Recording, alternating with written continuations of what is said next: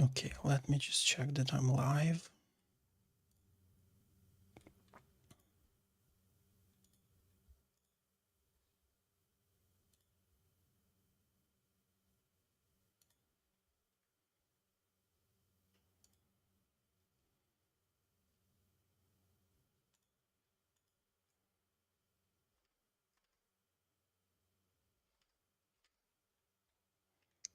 I think I'm live on OBS. Am I live on?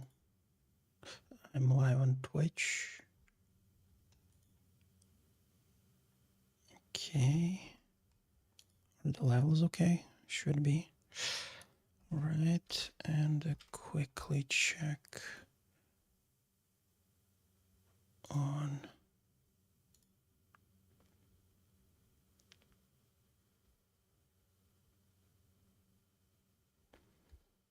Okay. Both Twitch and YouTube work. Let's go. So today I just need to get this stuff that I work with out of my system because otherwise it's just a never-ending mess of unlimited desires to do more and add more bells and whistles to an idea. So working yesterday on stuff that I shouldn't have been working, I came up with this thought that I need to have a minimal like SafeNet, an uploaded and ready to go backlog of content, scheduled and ready to go. So I started using Metricool as a way to auto-publish like a bunch of on a bunch of platforms immediately. And you can obviously, like on many platforms, prepare content and schedule for publication later on. Always useful, of course. The idea of batching your creation process and not like fighting with fires the way that I do now, because there's always a problem of having enough content and enough time, enough lead time to finish the projects you're working on that is constantly playing. So I came up with this system. Yesterday I wrote this text and I made a meme on a meme maker website, which was obviously, it required me to register an account. I thought I'd save some time by not doing it in Photoshop myself, but it ended up being a mess. I still had to screenshot the stuff that I made, and I still had to like basically cheat. So this needs to be renamed Mass Drake meme. So the thought that I had was I need to, because Drake is in a bit of a pickle right now with all his scandals, to photo shoot myself doing this meme and use the branding that I have. But this is obviously gonna come later. Another thing that got out of hand is I really like this idea of whatever you do, whatever you want to do, or all the ideas that float in my head constantly. No matter what's going on, you still need to have these 4 pieces of content ready to be published. So no matter what you're working on currently, you still have at least some semblance of media presence ready to go. So the rules are: doing one publication a week is normal and doable in any like context, any like workload that you currently have. Publishing at least once a week allows you to still be on the mind of the algorithms, and more importantly, a problem for perfectionists is that it safeguards you from like falling off from the publishing altogether, which is a problem, always a problem, because there's always other shit to do. Damn. I don't know if this is visible here. There's always some other shit to do. So to combat that, prepare at least 4 pieces of content so that you have a lead time of 1 month ready to go. Even if it's bad, at least have something of an acceptable quality. And whenever you fall below that, the first priority is schedule a session and go above it. And when you schedule this session, it needs to be the first priority above any other type of work. And by priority, I mean getting this acceptable, bare bones, minimum viable product, minimum viable publication done. So if you don't get too excited like I usually am, you can knock this out in a session, no problem. And last rule is go on the improvement side. You can either improve the existing content or like do something else, do like an entirely different type of work once you have this locked in and secured. So these are the rules to always be publishing ABP, even if there's a bunch of other stuff going on, which is always. So this is a publication that's ready to go with this meme. I think I just want to publish it on LinkedIn. I wanted to make this recording because there's a bunch of other stuff. First of all, because this is content as well, and I don't want to avoid making these videos like I usually do because I don't feel ready enough to present them, and that's a problem for me. So I want to be always doing at least something. Let me just check that I'm online because I'm not sure.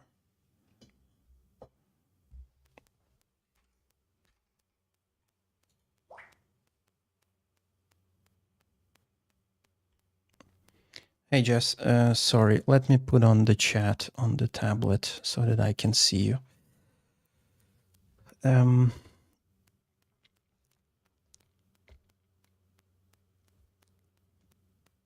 I just, I want to get this out of my head because I'm bad with this stuff, really am. And because I had some other ideas about how to expand this, I wanted to have this on record so that when I'm ready to go back to this backlog, that it's ready as well and more understandable for me than just the notes that I can take. Let me just hide the second chat.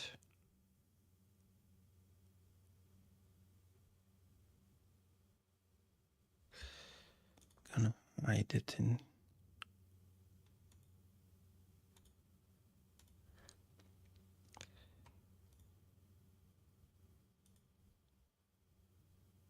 Okay.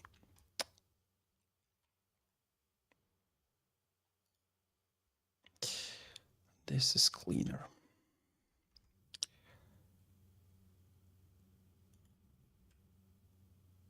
So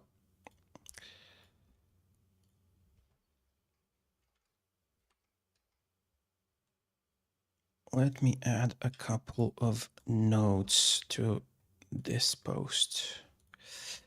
So this is gonna be the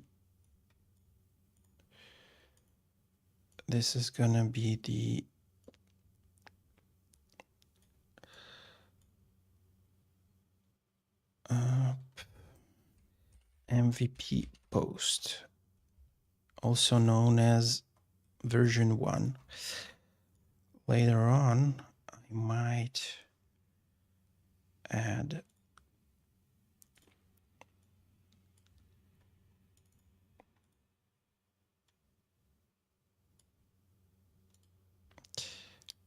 photos of myself doing this meme for V2.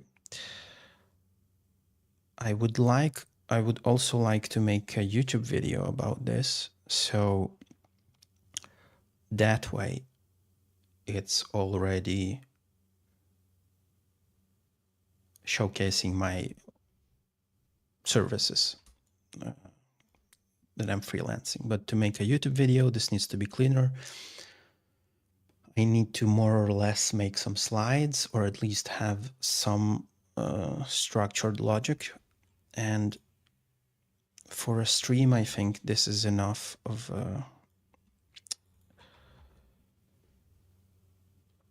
I have enough of ideas even for a YouTube video, but I haven't structured them. So it's not good enough for an actual YouTube video, although I am streaming on YouTube as well now.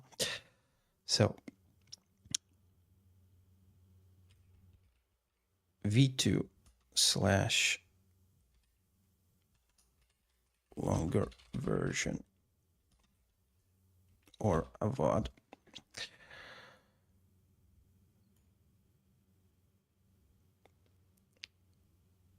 So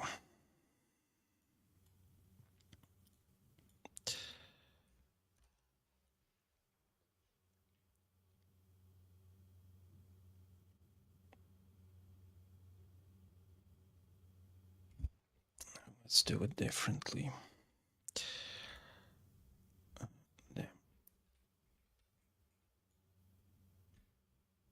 Let's do it this way.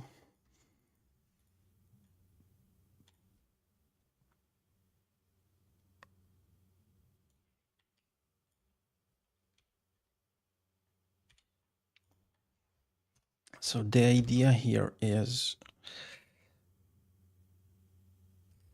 once per week is good enough for the algorithm.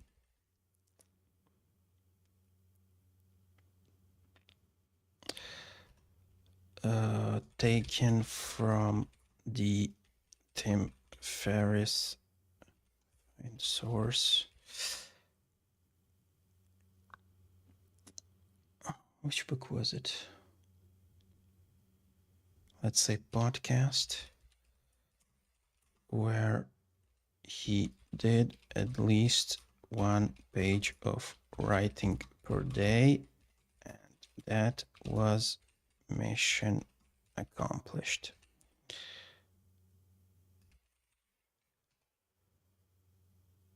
Alex, I can zoom a bit here so that we can all see this.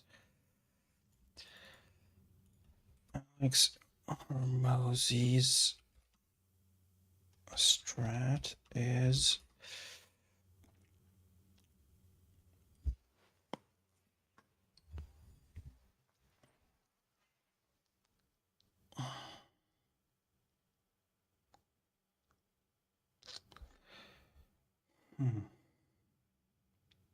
What did I want to say? Basically,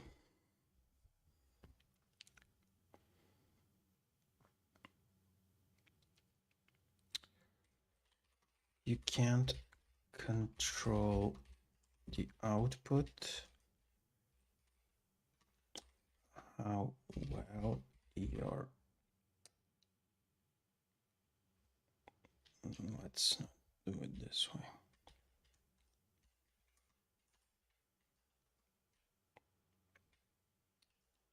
You can only control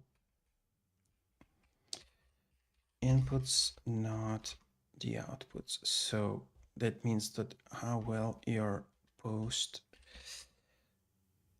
is gonna work is beyond your control, but you can control how you make it.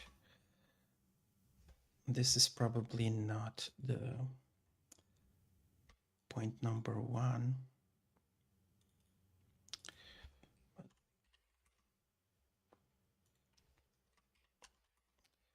to stay,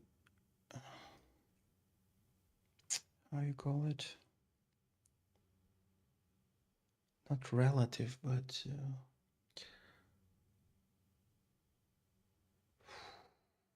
how did I name that stuff?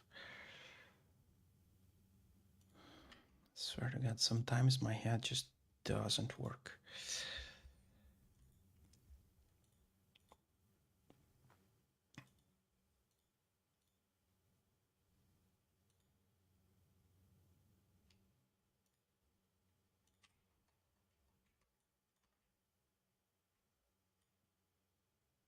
Relevance, that's what I was thinking. Just stay relevant. Okay.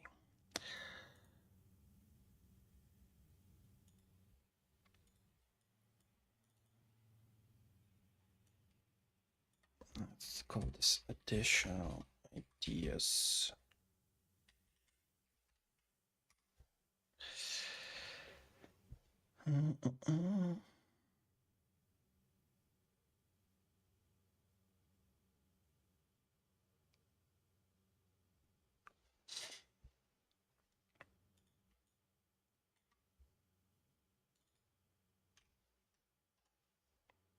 Another idea was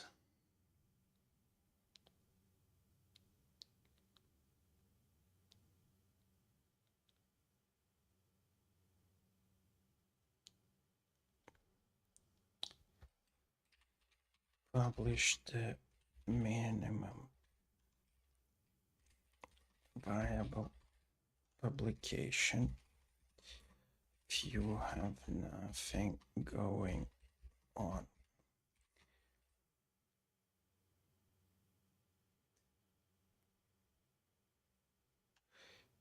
If you don't have time to make it clean.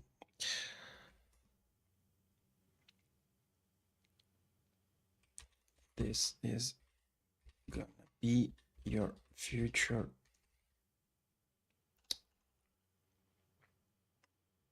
ideas pool, aka backlog.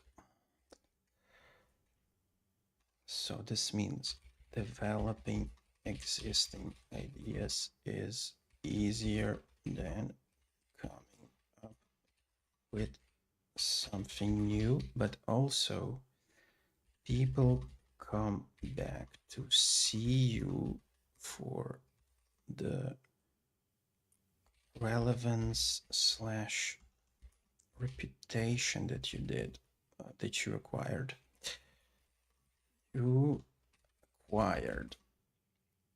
So developing these ideas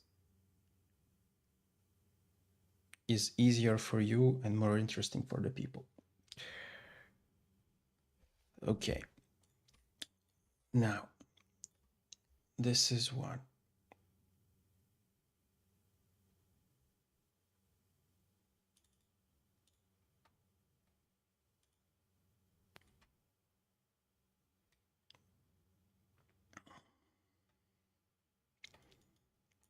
this is also easier to swallow.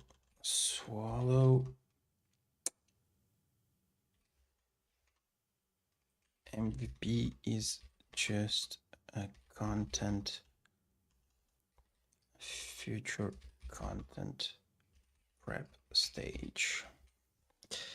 Meaning that, okay, when you start, you don't have 4 pieces of content, and you need to have this cushion of content ready to go. It is very hard for me, like even recording this instead of making a proper YouTube video, making like cool graphics like these ones, clean ones, explaining properly what I mean by the idea that I'm having. It is very difficult for me to publish this. Hashtag perfectionism. But the way to defeat this perfectionism, which is like very crippling, is to internalize the thought that you don't have to reinvent the wheel all the time. You don't have to look for inspiration all the time.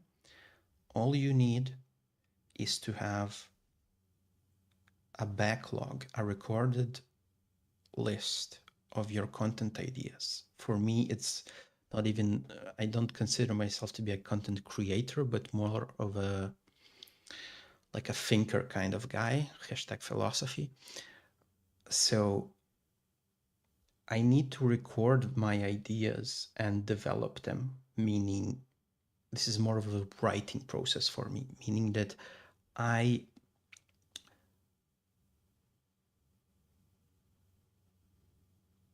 what I do quite often is I start doing something. This is an interesting idea, all this mass business, an interesting idea. I have interesting thoughts on how to make it happen, but it takes a lot of time and effort. Effort meaning there's something that I also need to add to make this as good as I'd like it to be. And there's all these crazy thoughts in my head about how cool I can make this idea happen. How cool of a piece of content this can be. And what ends up happening is that I don't publish anything because specifically I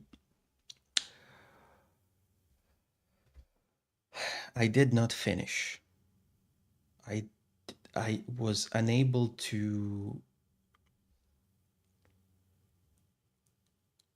make my vision become reality. And by my vision, I do actually mean delusion, because it is unrealistic.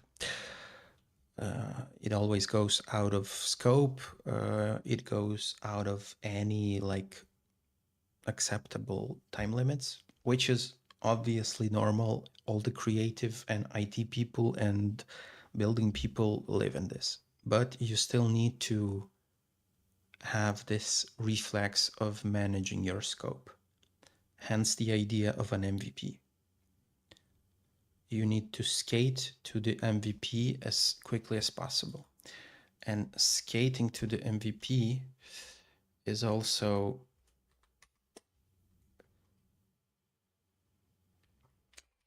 batching the work on these MVPs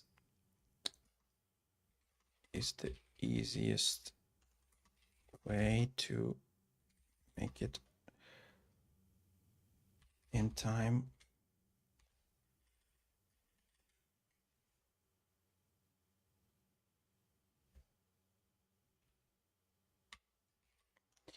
Make it in an acceptable time frame, let's say. Okay, so we have this.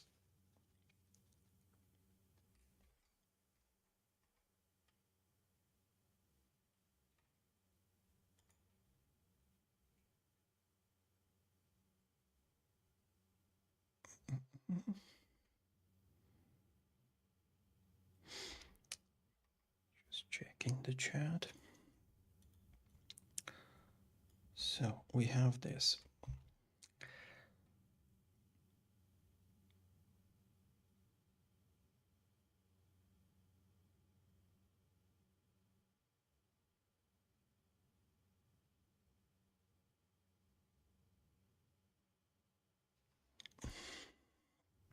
I wanted to also make like a visual algorithm explanation of this workflow. So let's go here. Do you have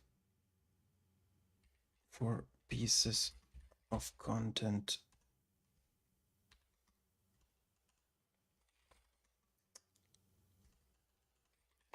finished and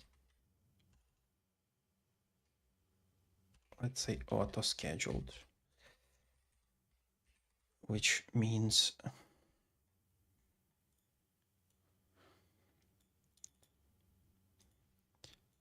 that it's already uploaded and it will be published without you needing to manually make it happen. This is a requirement. This is a requirement because another thing I wanted to develop this part as well for the video. So life is always a mess.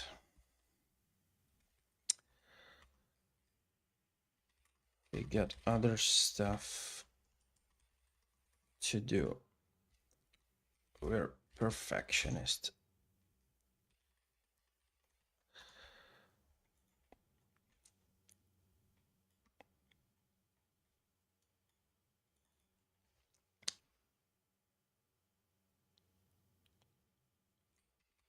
We lack skills or resources needed to make it the way we want it.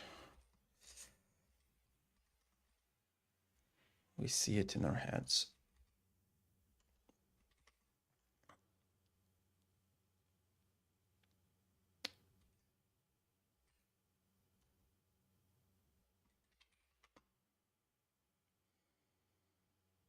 I'm trying to find a better way to say that sometimes we imagine it in a certain way, which is completely, I don't know if people have the same way of thinking as I do, but I have these non-verbal ideas like bouncing in my head, and these are like unbounded potential.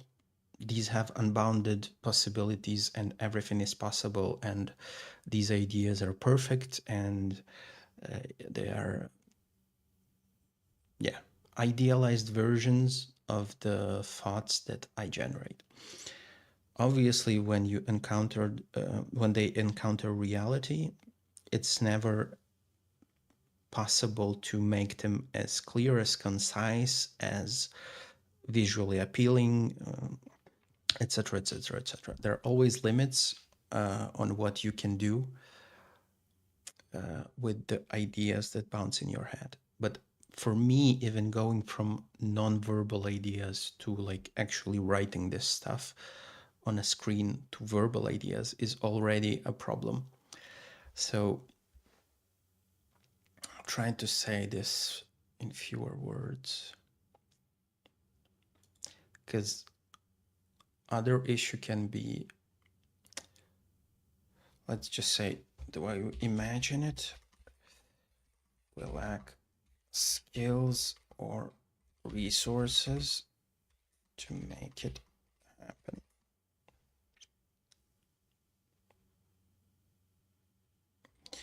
This can be software, hardware,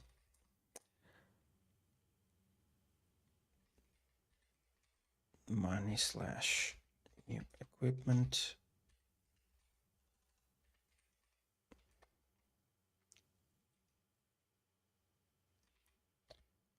etc.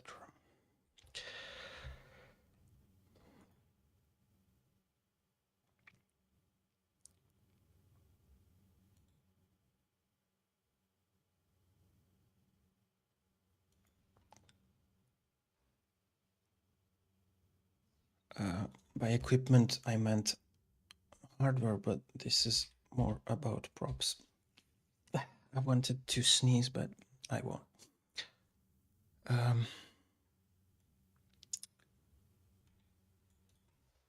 There's external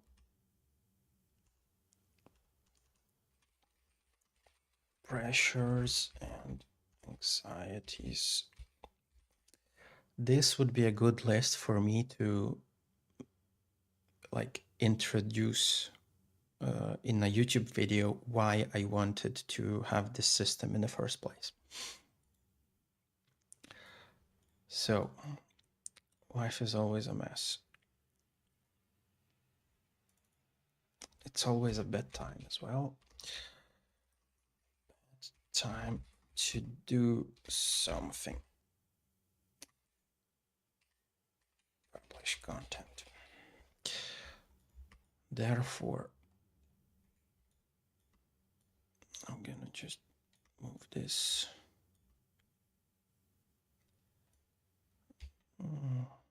Let's have it here.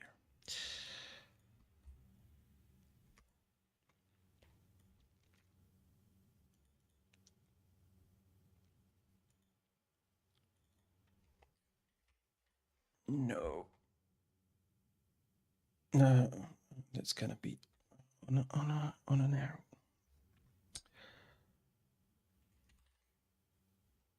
Do a content creation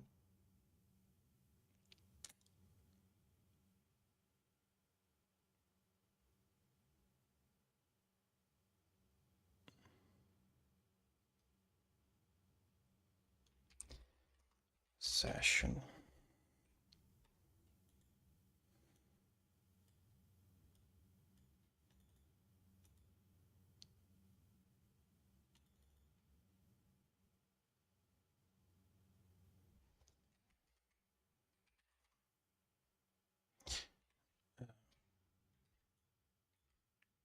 Gonna say make 4 MVP posts.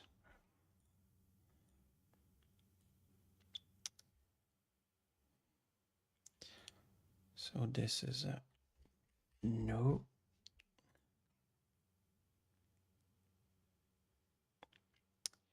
And this is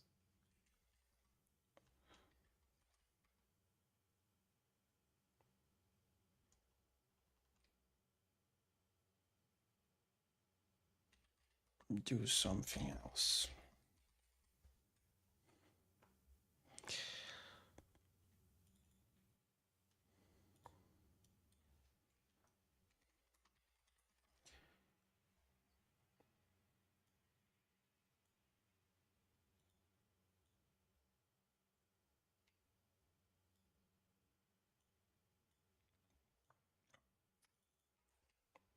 Yes.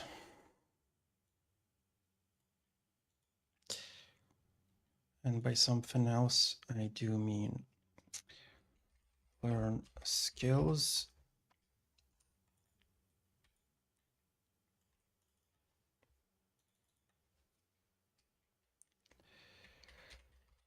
improve existing content,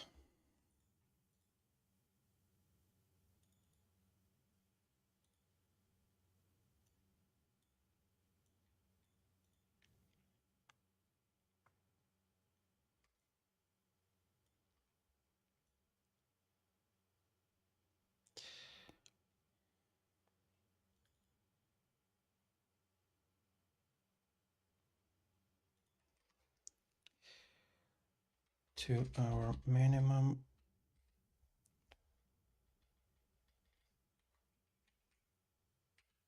let's just say 2 to 4 hours.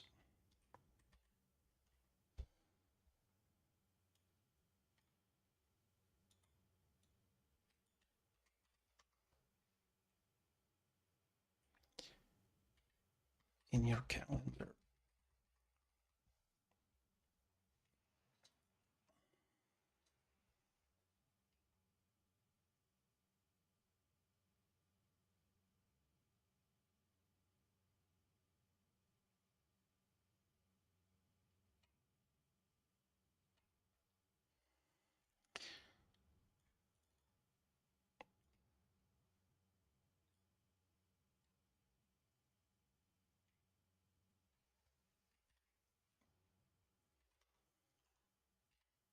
What's happening?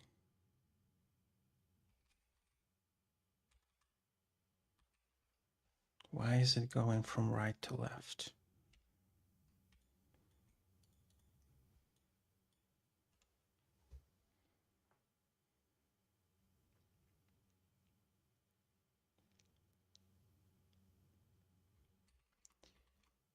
Is it in your calendar for this week?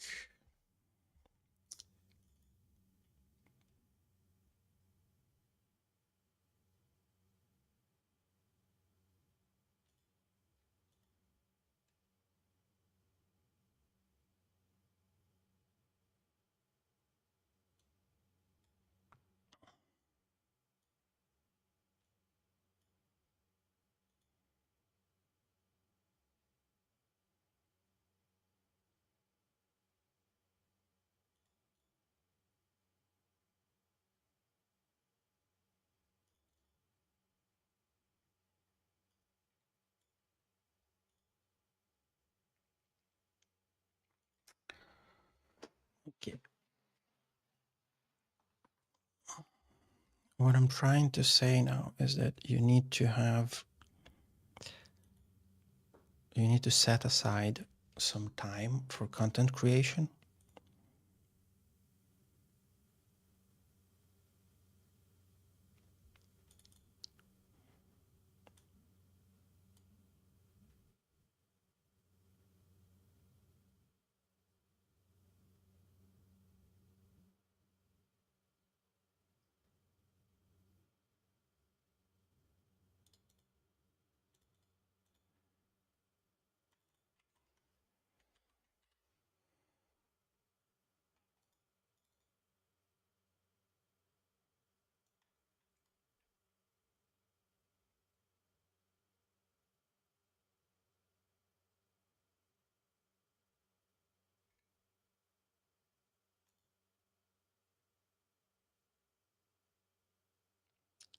Not sure how to express it more efficiently.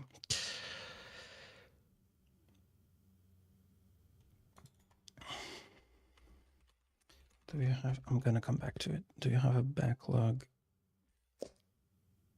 of publications and ideas to use?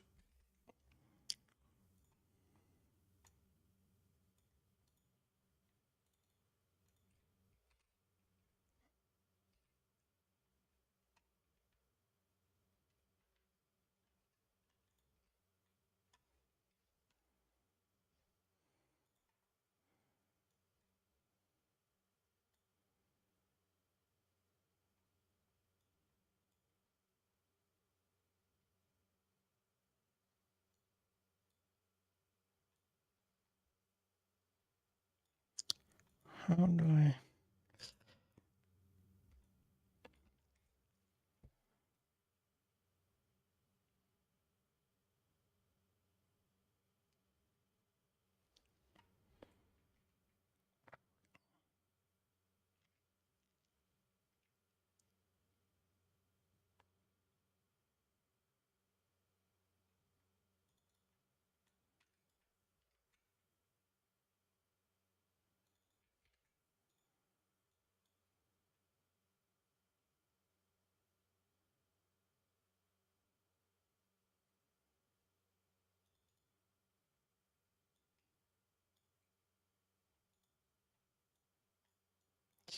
Okay, it needs to happen.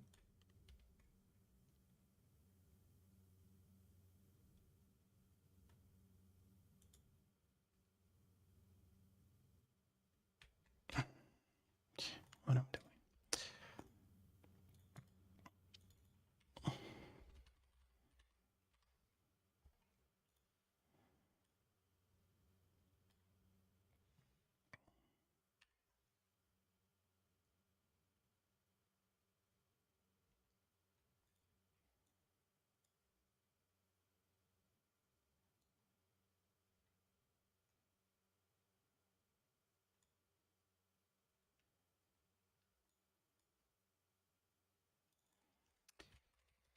have you published this week?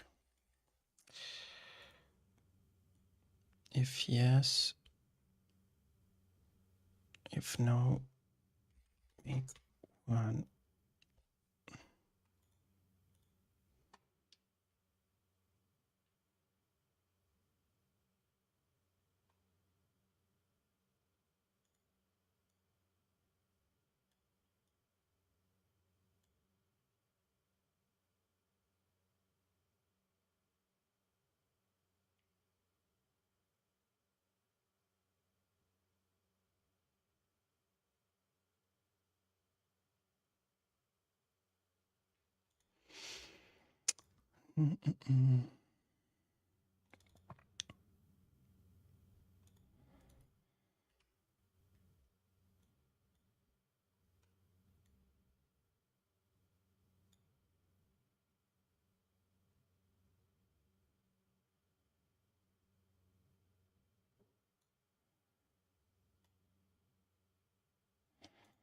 So this is a no, and this is a yes.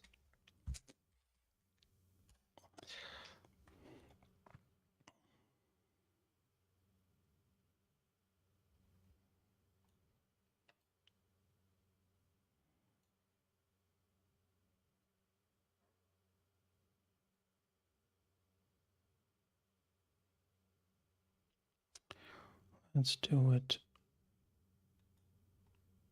No. Let's do it this way.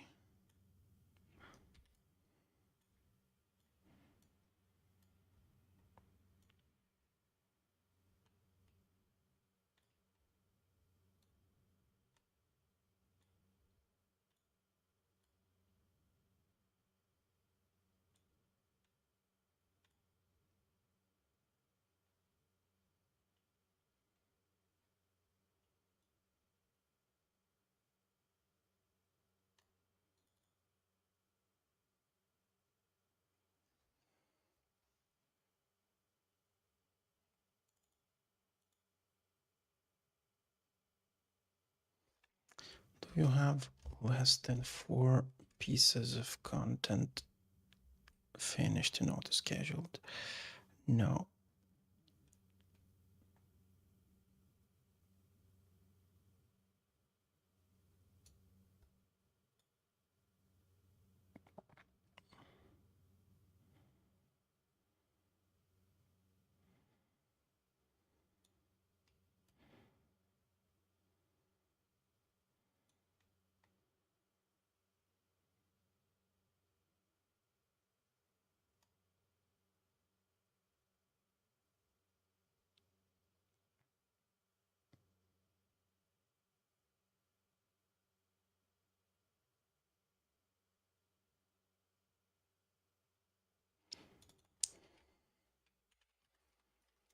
One piece of content and publish it ASAP.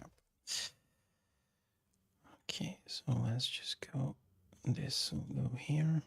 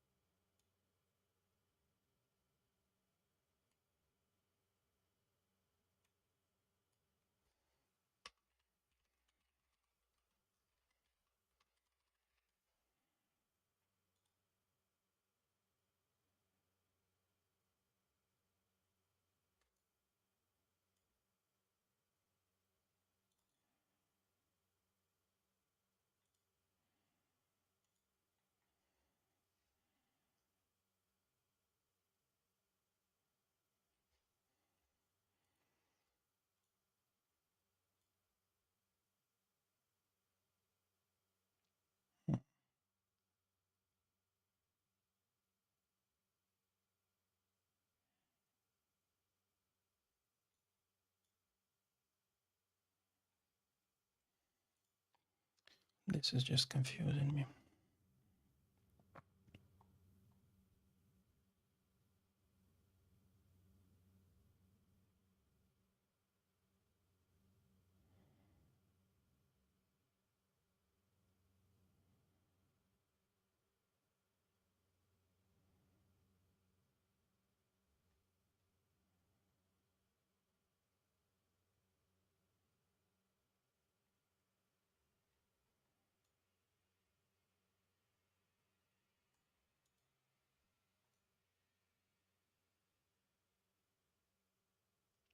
Maybe this needs to be multiple workflows because I'm getting confused myself here. Let's divide it step by step.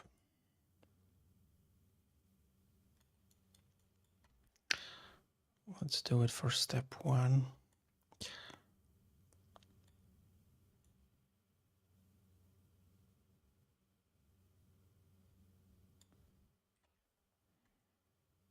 Maybe not.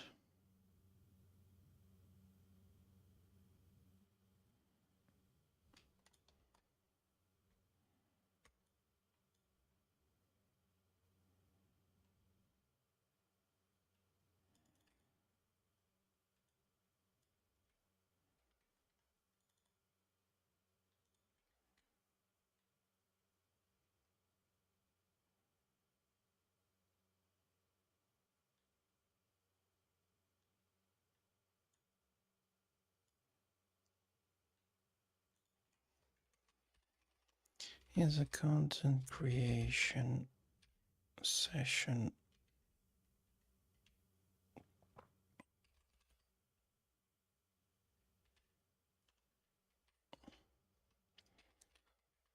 Booked in your calendar.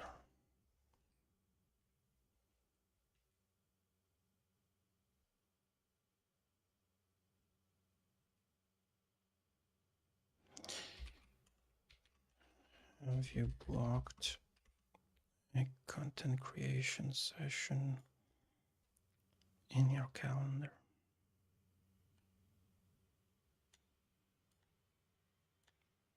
Swear to God, this double clicking old ass mouse is driving me insane.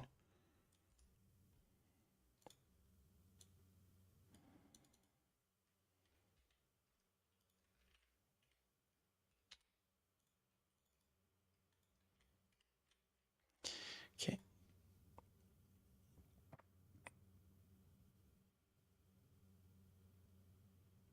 Have you published this week?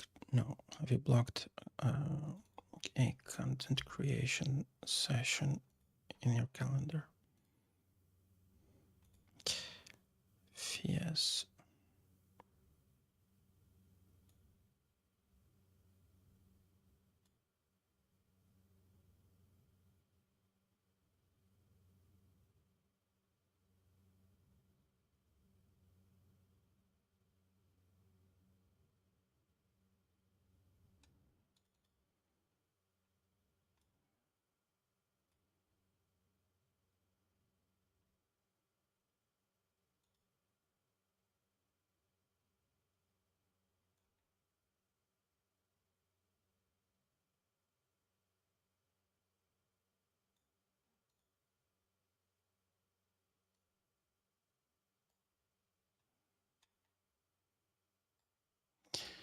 This needs to be a yes.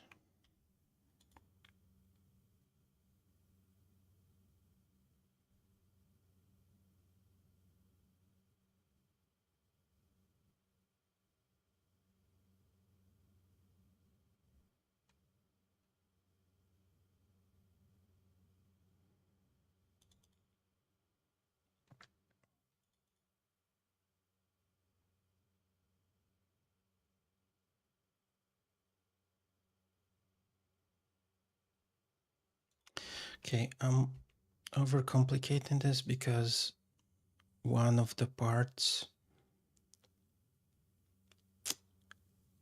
is you need to get to 4 pieces of content to begin with.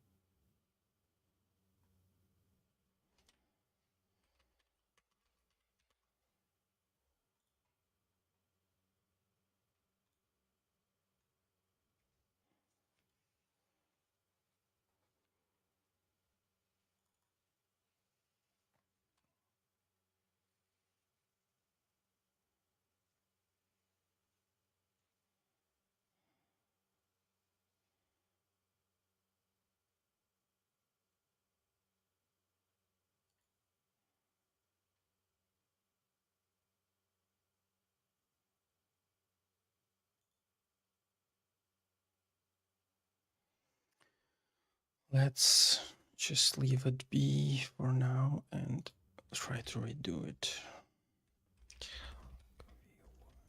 Because this is getting too convoluted.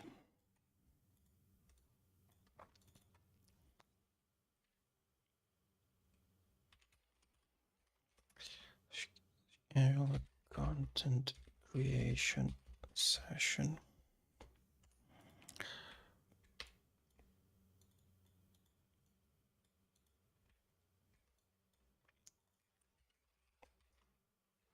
For MVP posts.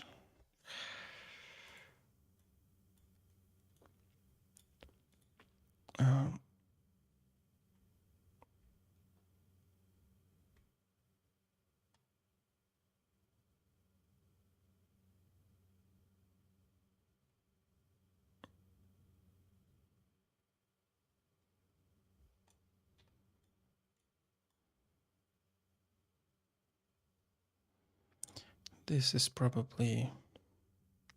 this should probably be like the central piece of the puzzle.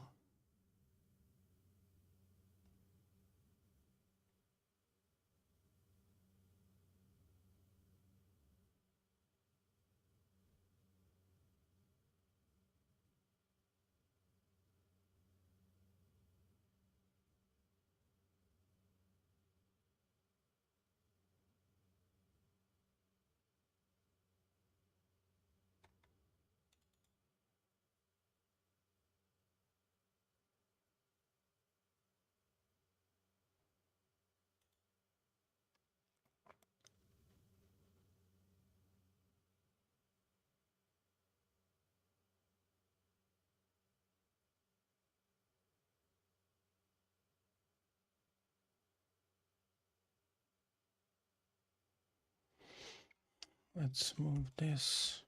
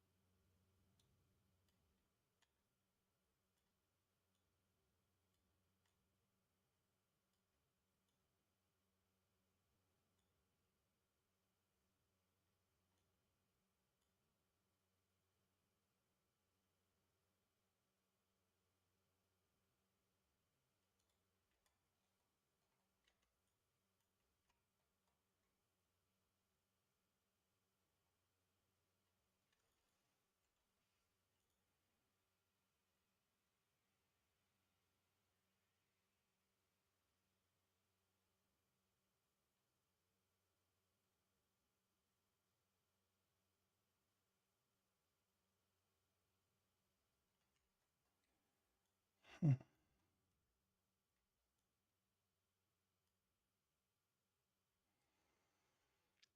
Okay, algorithms are a bit too convoluted. Don't want to concentrate on that. Maybe it's easier to just have a narrative structure because it's more confusing than useful.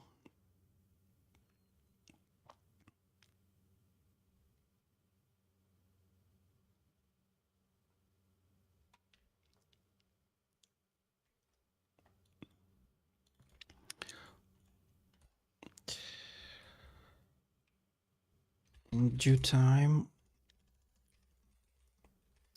you'll have a backlog of MVPs you can develop. These will be easier to work on than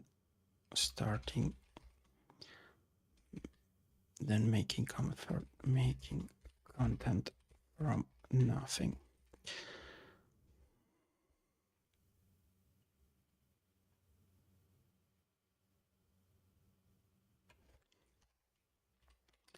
If you published this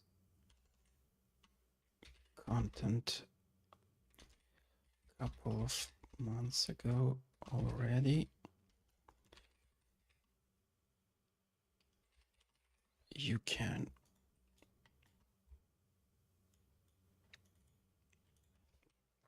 improve it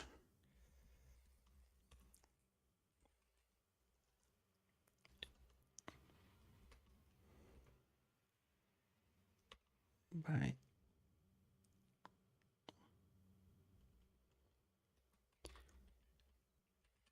publish it again.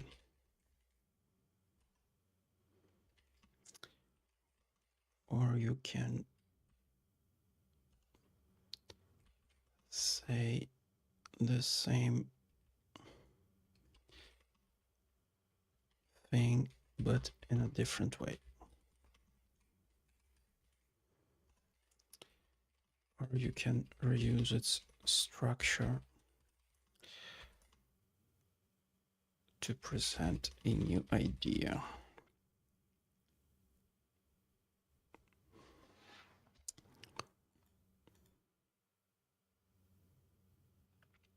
This is why publishing at least something is useful, because it's cumulative and you have to be ready to work on it. But by you have to be ready, I mean you have to have a backlog.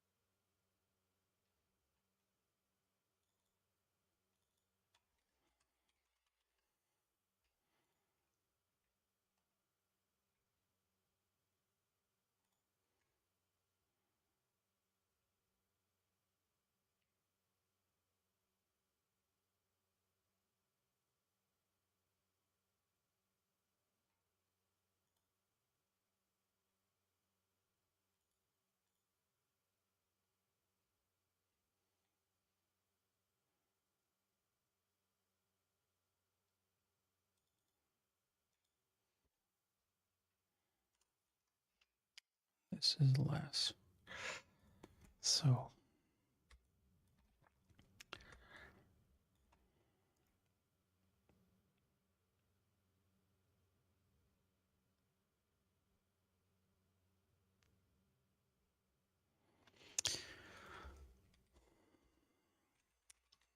the reason to block it in your calendar,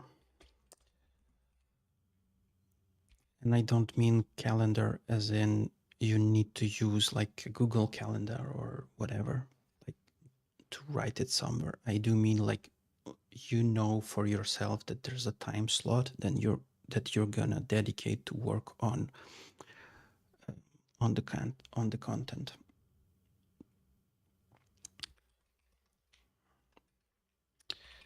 Have clear time boundaries for yourself. Don't get out of scope. Learn to make content within allocated budget. And by budget, you can also mean minutes or slides or whatever. Let's say constraints. This will be more understandable.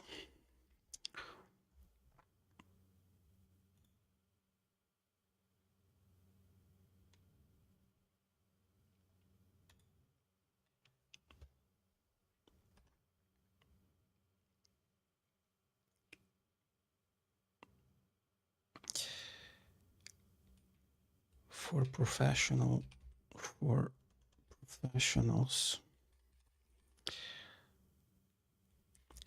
it is very difficult to stay focused and not go do something else. When content creation is not in the calendar.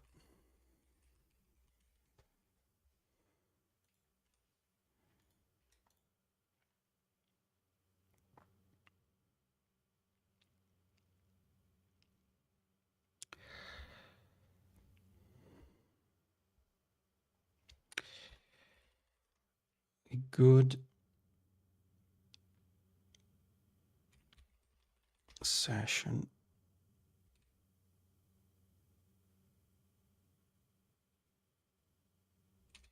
for me is like half a day, 4 hours, because that way I can troubleshoot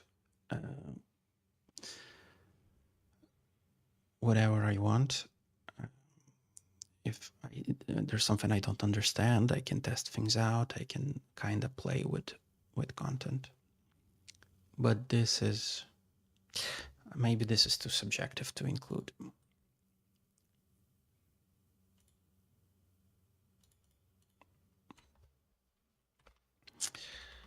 If you can't make your content under these constraints,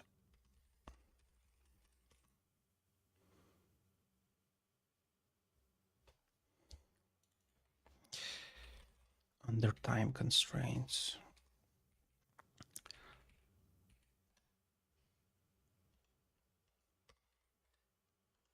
then you're trying to do too much.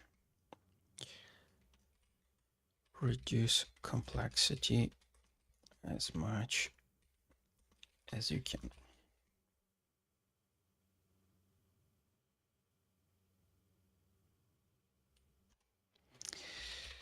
You can only add complexity to existing content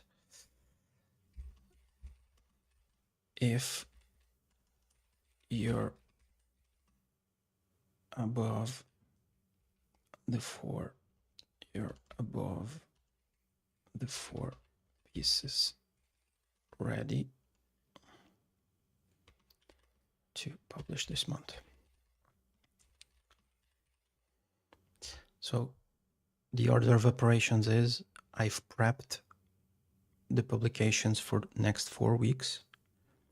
And if I want to play with those, I can within the week that I have 4 ready to go.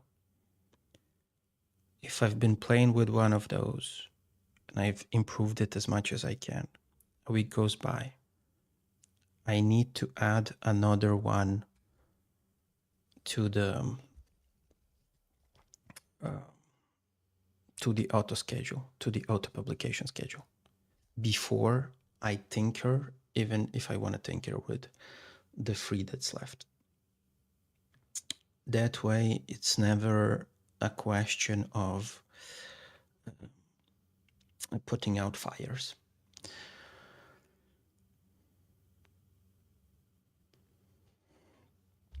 Let's write it also.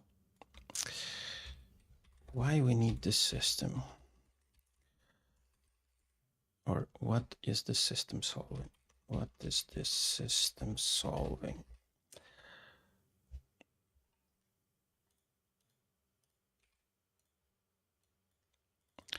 So, stop fighting fires.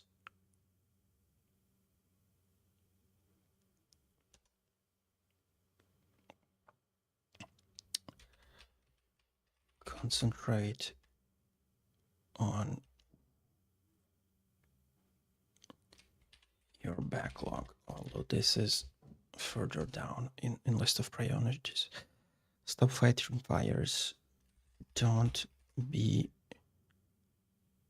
blocked by perfectionism. Don't be doing the bare minimum.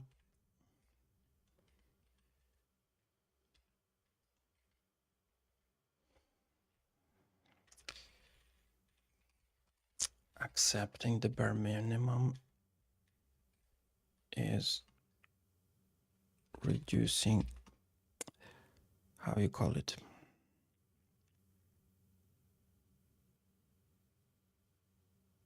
Burnout. Okay.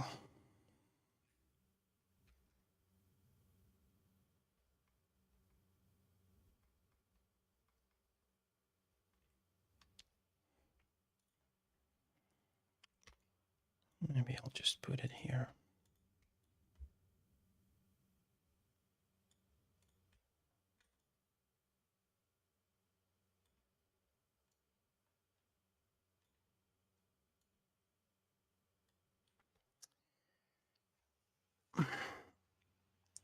I need to move a bit because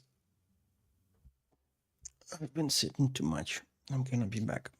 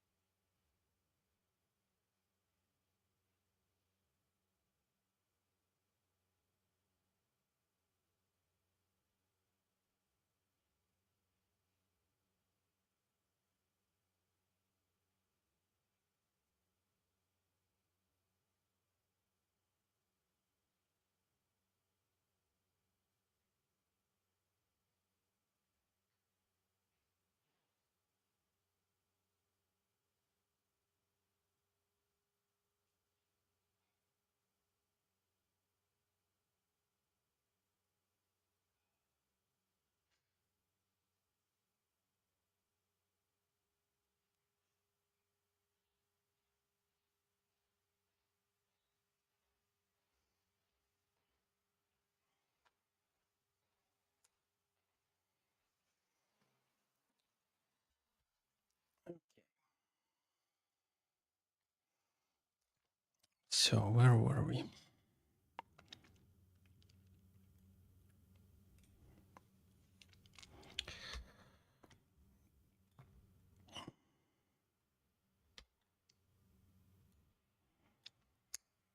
Just to have it on my, just to have this stuff available on the screen.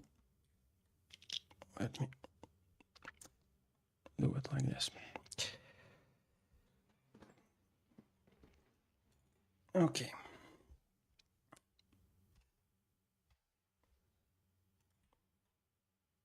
So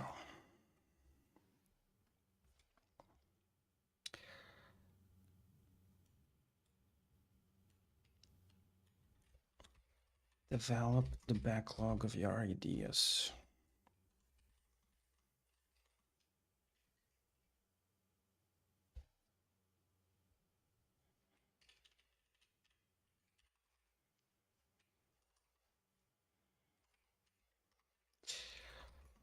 Turn notes into content. Don't reinvent the wheel, make the wheel better.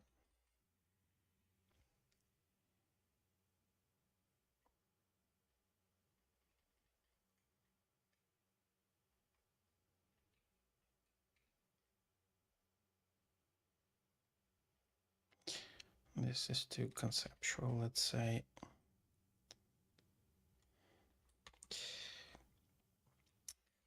Using your existing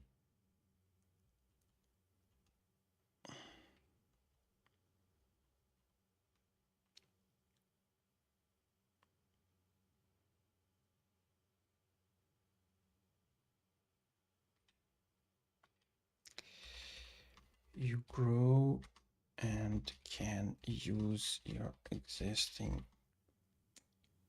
ideas better by using in present.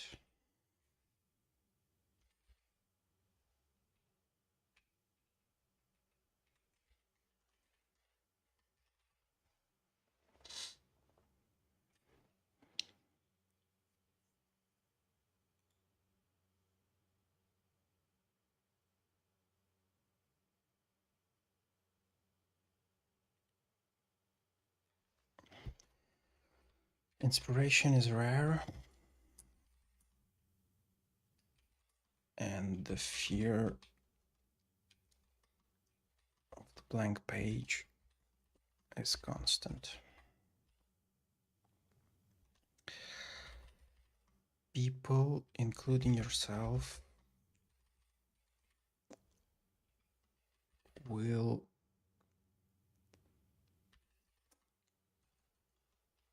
try to take your time.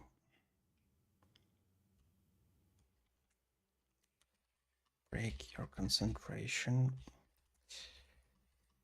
if you don't block it out.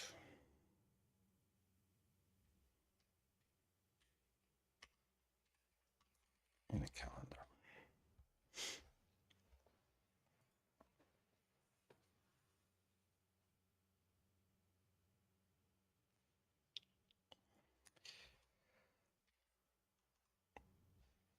So stop fighting fires means work in batches. That's why 4 pieces of content. 4 pieces of content, i.e. next.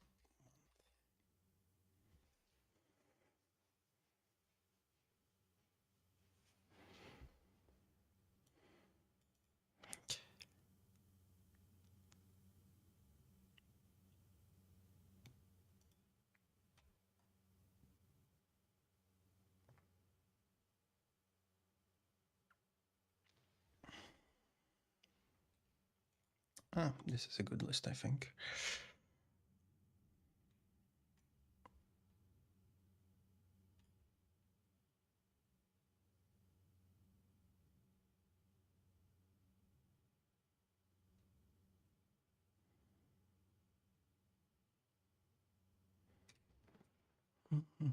What did I write?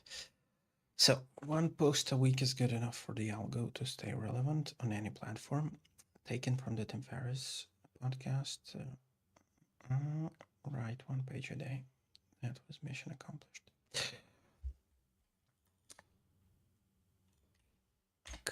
Another idea is from Gary Vee.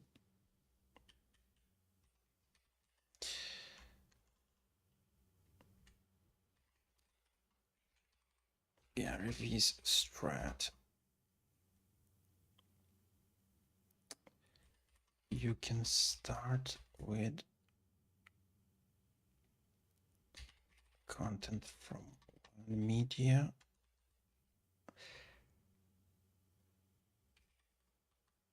and repackage it,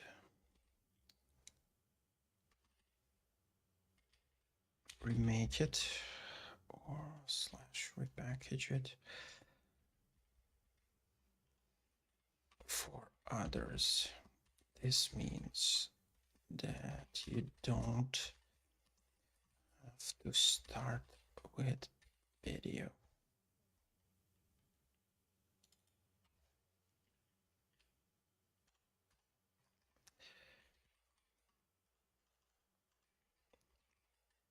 Great YouTube video. Let's say different. High quality pre-planned YouTube video is the pinnacle of content, but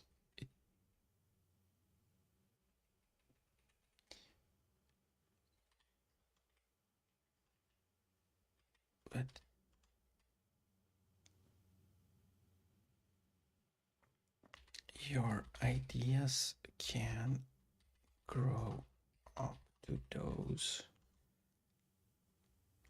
to that pinnacle with time. And in multiple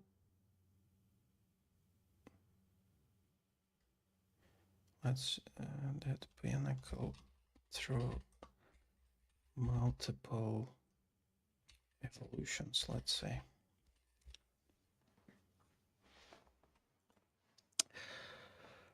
Publish the minimum viable product if you don't have time to make it clean. This is gonna be your future ideas pool. Okay, backlog, yes. Okay.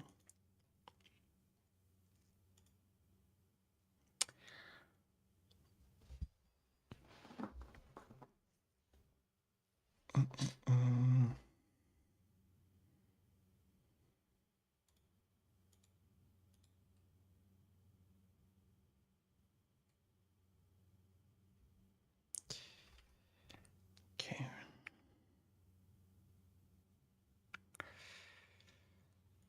To make constraints.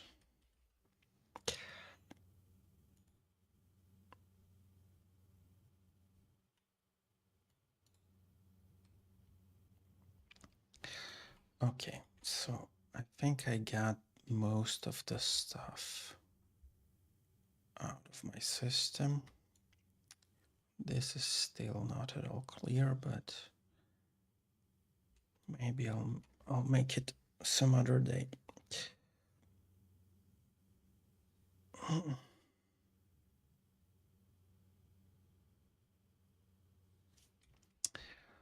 So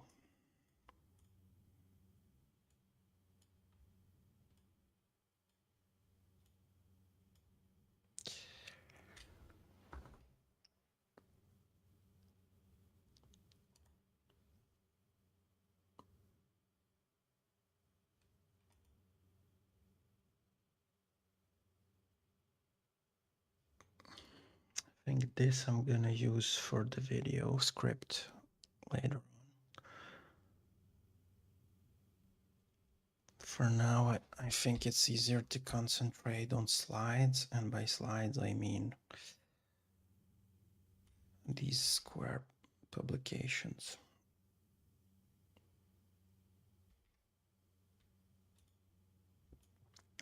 So, don't remember, can I have an embed? Yeah, I think I can.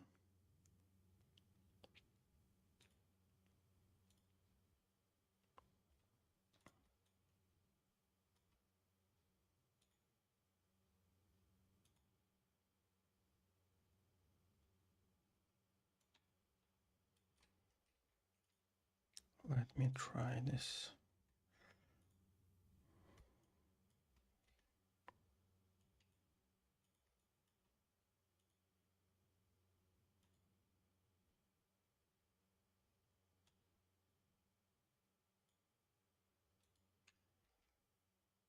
Hmm.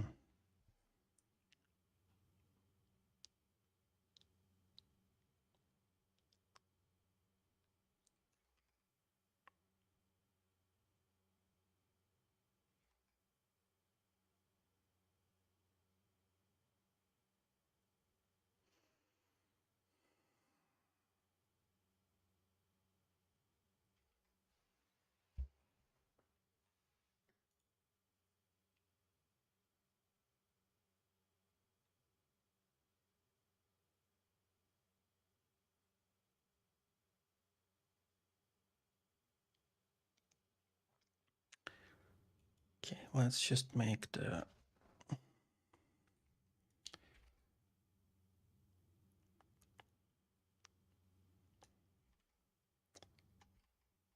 should I play with the algo?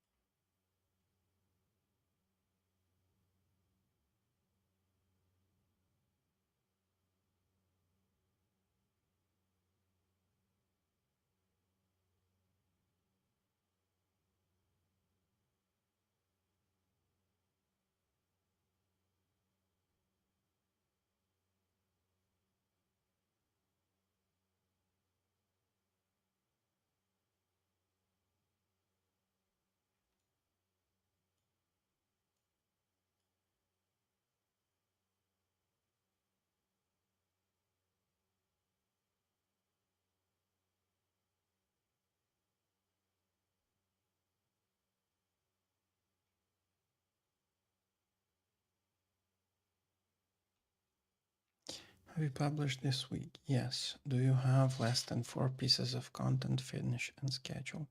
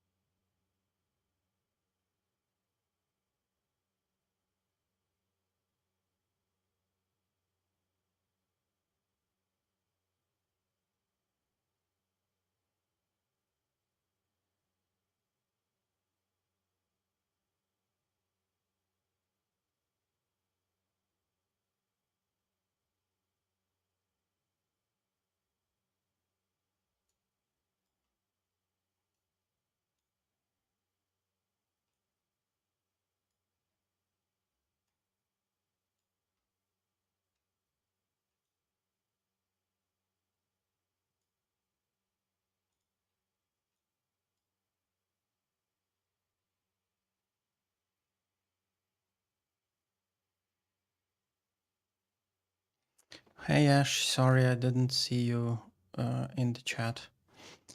I'm doing all right. How are you? Trying to get stuff out of my head and onto the screen.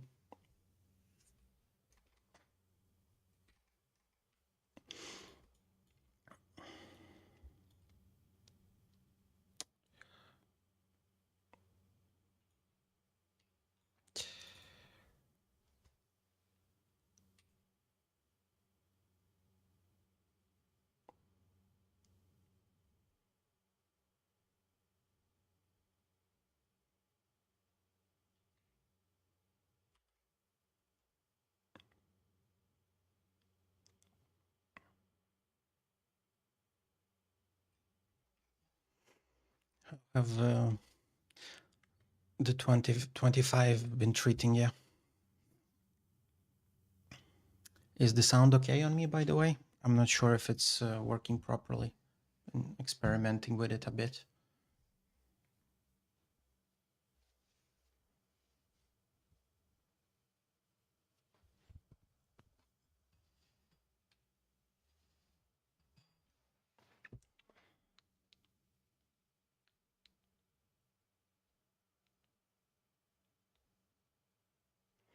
Oh yeah, I'm always struggling with procrastination for sure. Even like the stuff that I am trying to do now. Because basically the day before yesterday, I think it was, I wanted to make a quick publication to publish something on LinkedIn, just to have something going on. And I get super distracted doing a bunch of different stuff, as you can see by this meme that I made. So I tried to do a bunch of different stuff unrelated to actually making content. And within that logic, that night, doing all this random shit, I've decided that there needs to be like, I will never be able to solve it in the moment. There needs to be like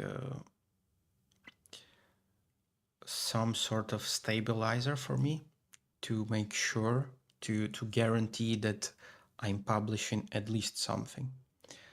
And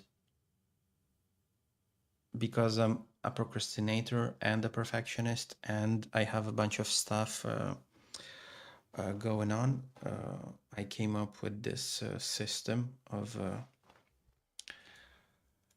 minimum effort for scheduling. I'm always happy to hear advice from people that are more experienced. I can't promise that I'll be able to use it uh, stably, but I'm always happy to hear it. Do share.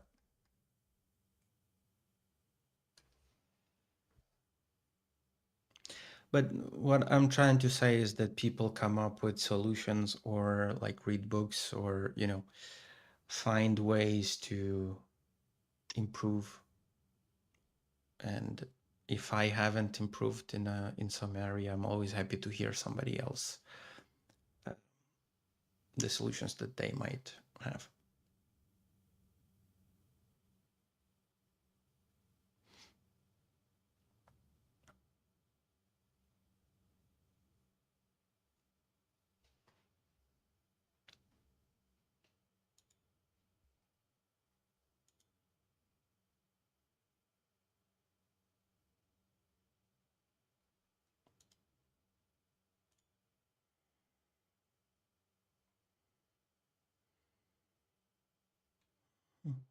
Mhm.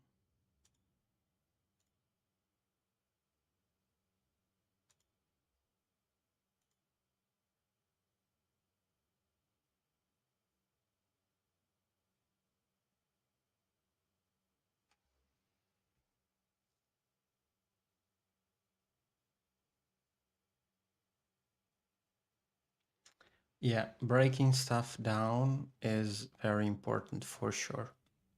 I know about Asana. Um, I haven't used it in a very long time, but yeah, all the software scheduling, um, um, all the project management software gives you this ability to break down your projects into different stages and steps. That is good for sure. I've been trying to do Substacks, but if I just concentrate on breaking down tasks into like smaller and smaller components, I end up with big lists and get overwhelmed. Because it's good when you're working with people on it, but when you're alone doing your stuff, it might get overwhelming.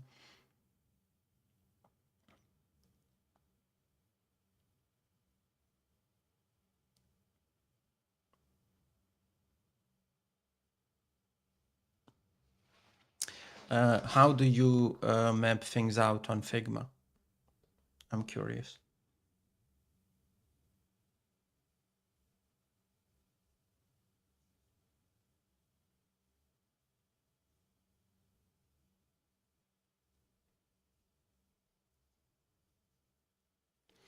And what do you, mm, what kind of work are you writing down in Asana? What are you actually breaking down?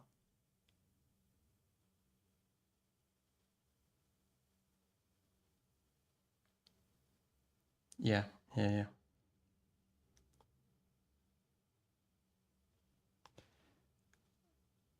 That's an important thing to keep in mind as well, that you have to finish the projects that you started before going on to the next ones.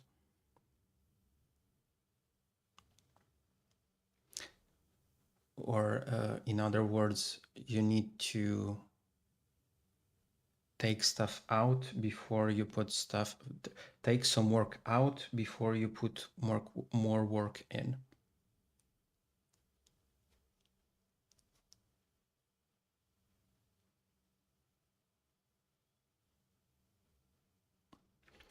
The picture that I have, by the way, on the screen is made in Figma as well. I I I did a bunch of stuff in Photoshop and Illustrator too, but Adobe software is often quite messy and unreliable.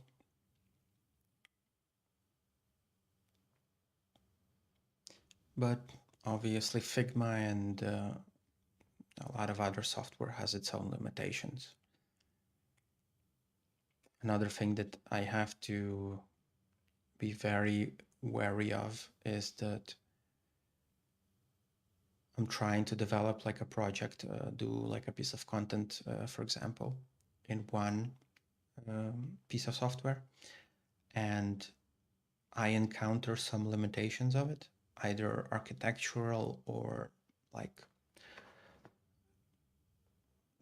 it's not being adapted for a use case that I'd like. I get frustrated a lot and I start to search for solutions in other softwares. And before I liked like, okay, I liked like going on adventures looking for the perfect software to give me like the most comfortable way to make my content. And that's obviously a huge waste of time. And they're never perfect. They all have their downsides, their problems, and it is very easy trying to optimize your process and in doing so forget to make the content altogether. So trying to make it good detracts from actually making it. And this is one of the things that I'm trying to solve today as well, because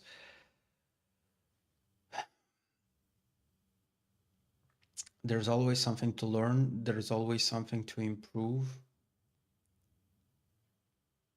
there's always something to be discontent with, but it needs to be okay to finish a job in time and under like the constraints that you put yourself in. And that needs to be the priority above anything else, especially when you don't have, in my case, content to publish. So one of the rules that I've added, I'm not sure if you've seen this, but one of the rules that I've added is I can only tinker with stuff if I already have content for the next month, for the next 4 weeks. I already have content uploaded and ready to go. It's finished, it's done, I'm not touching it. If I want to improve it, or if I want to work on another piece of content, I need to have 4 already uploaded and auto-scheduled. I'm not sure if you can do this in Asana, by the way.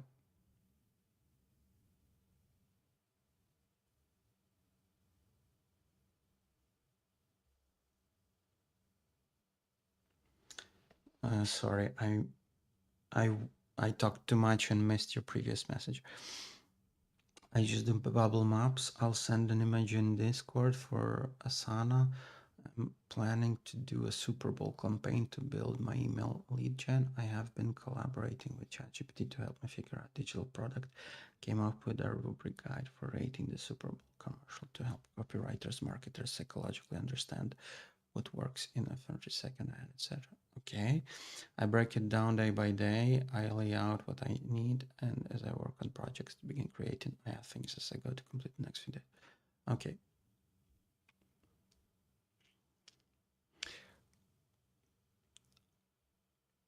I see what you're doing. I have to be honest. At least when I work alone, I get overwhelmed when under the weight of doing like very structured, super progressive thing. So I'm trying to be I'm trying to simplify it as much as I can, because it gets too much for me. I get too detail oriented and too like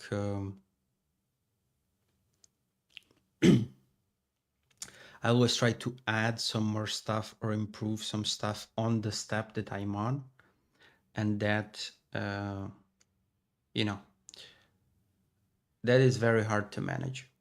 That's why I try to simplify it and just concentrate on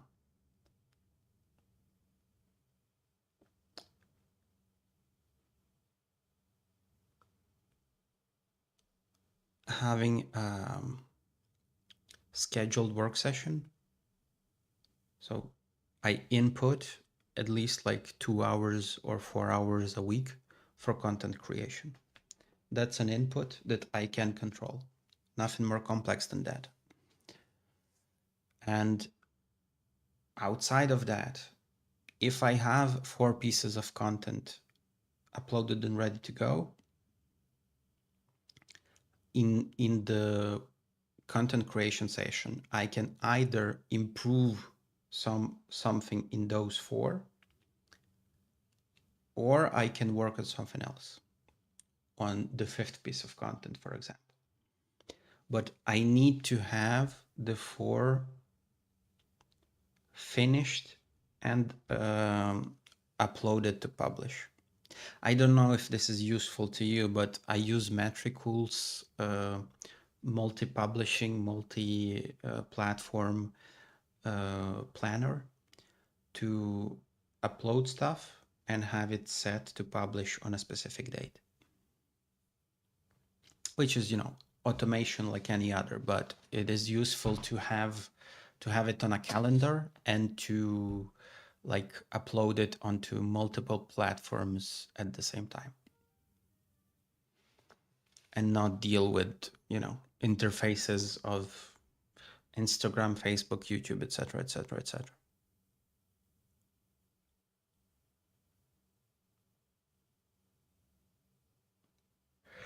Yeah, I've heard about Buffer. I think it was, I don't remember.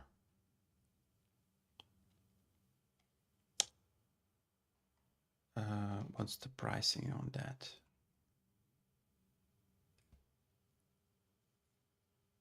Not bad, yeah.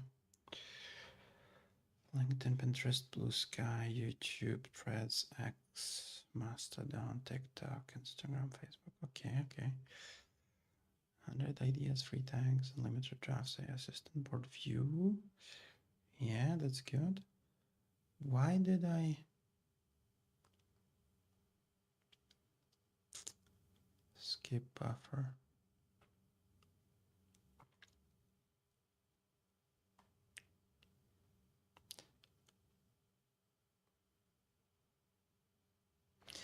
Yeah, YouTube, you can upload your videos on it from outside stuff, but I'm not sure you can upload posts.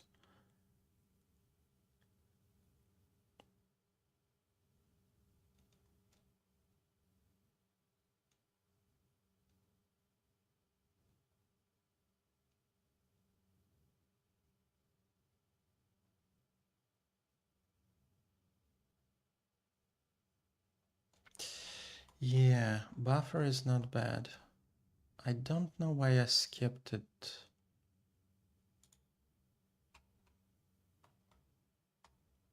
When I was doing stuff. I also discovered recently a new, how do you call it? Oh, they don't have Twitch, I think. Metricool has analytics for Twitch.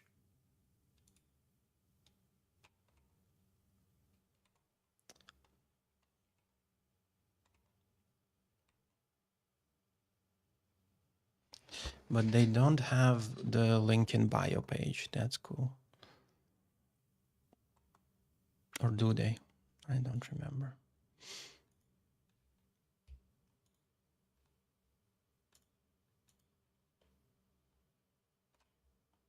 Let me see.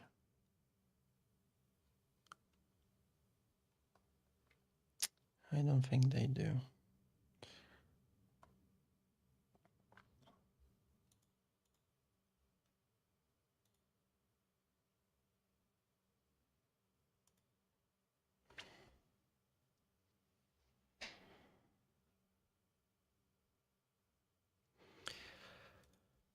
Yeah, it's always easier to do it on the platform itself, to upload stuff on the platform itself, because, you know, you have the most control over it. But when you have multiple ones, it gets to be a hassle, you know. I think I shared this on both my and Ashley's Discord, but there's this new, how you call it? Oh, I just saw on Discord the map that you shared. Yeah, that's cool. Is this Fig Jam?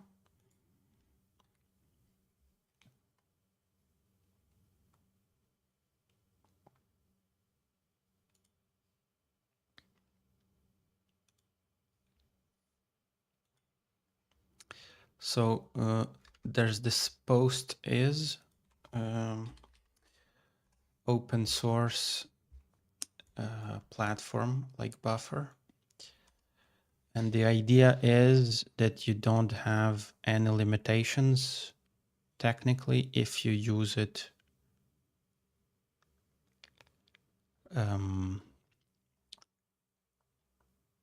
as an open source thing. So that's cool. They even have Dribble as well.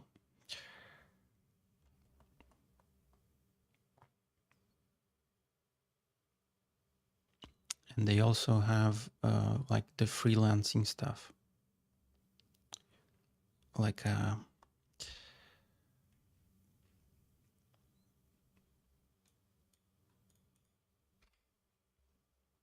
let me share it.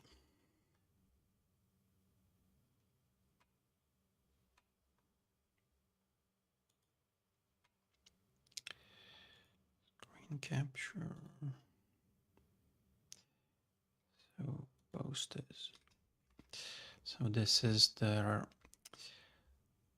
posters. So basically more or less the same thing. You schedule your posts, you write it out.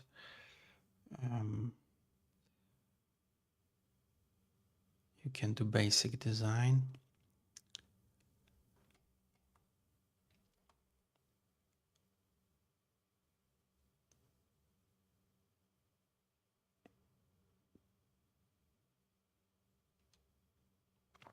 What's interesting is this agencies list that theoretically people can hire you to do some marketing for them.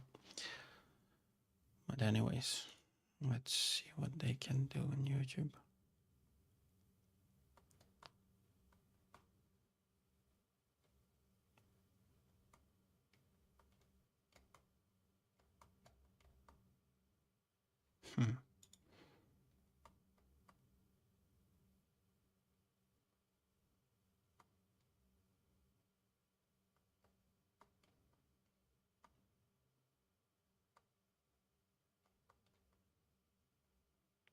Interesting. Anyways, yeah, maybe I ought to check Buffer. I mean, afterwards. For now, I have the how you call it.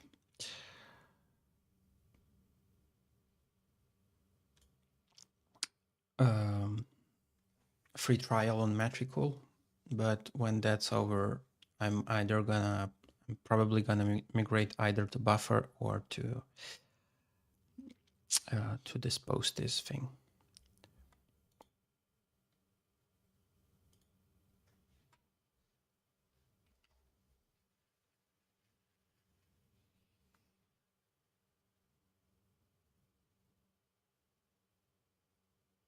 Oh, you can only connect up to 3 channels. Yeah, that's the limitation. Because on Metricool, I have Facebook, Instagram, Threads, Twitter, Blue Sky, LinkedIn. Technically, is not free, but I have the trial at this point. Pinterest, TikTok. You can have Google Business, YouTube, and Twitch. I wrote to their team and asked if they'd add Discord, but it's not there now. And you can also do web publishing, meaning that it can go on your personal blog, for instance. So that's cool.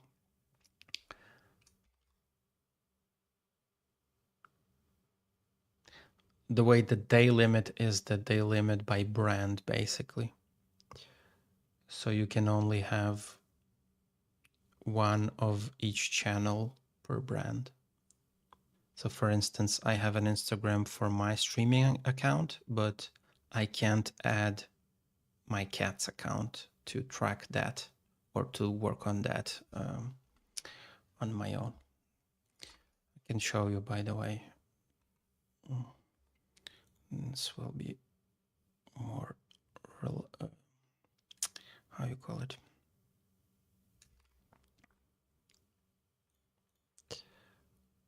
More visual.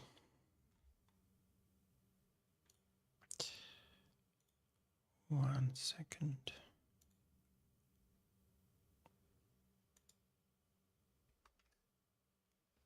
Here it is.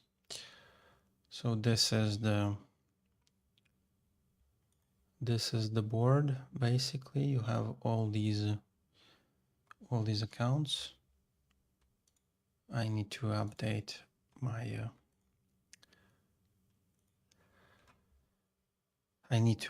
my avatars on different platforms. But the idea is that you can't see it here. So it goes by brand, right? And each brand has these platforms that you can't see because of the chat.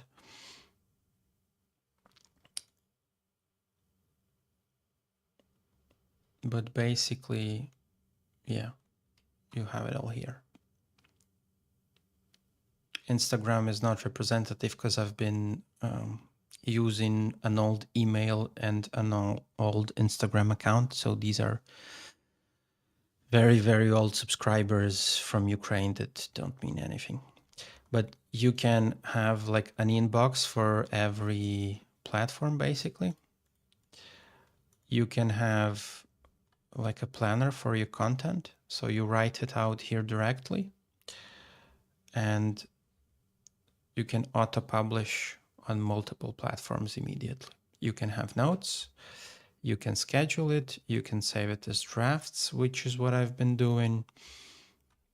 I wasn't trying to post library. I think this is a new feature. Don't remember it. You can even add, document. This is new as well.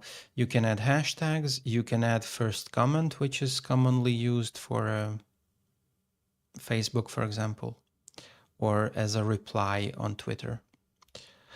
Twitter, by the way, they've made it a paid add-on as well recently because Twitter changed their API access policy. Yeah, let me see the Asana.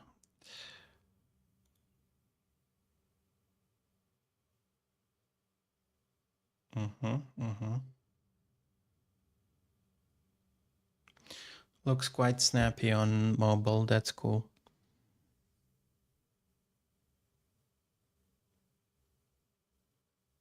Yeah. See, you have so much stuff there. I get overwhelmed when I plan it out in that many details. And I get frustrated with myself about the fact that I've added so much work that basically it's unrealistic for me to make it all happen.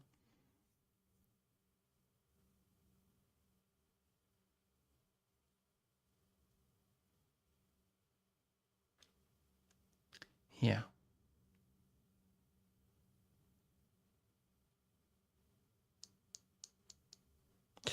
It's a psychological thing that I have about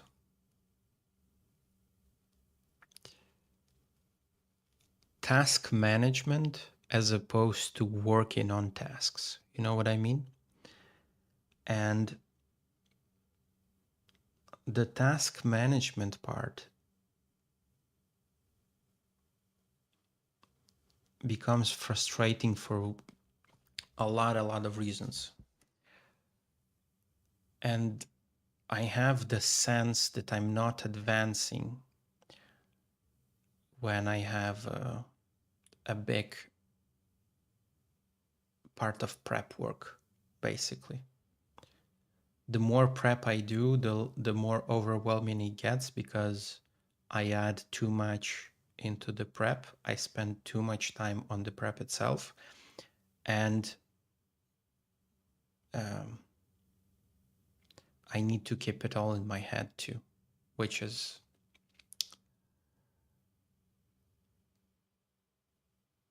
when you're a perfectionist and have ADHD uh, to the level that I do, it is too much.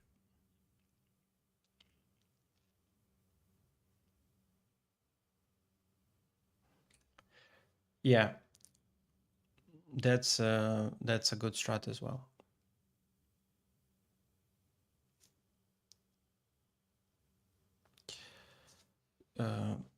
Doing Pomodoros, but for me, like the stuff that I wanted to do on my stream, I'm moving away a bit from the co-working streams.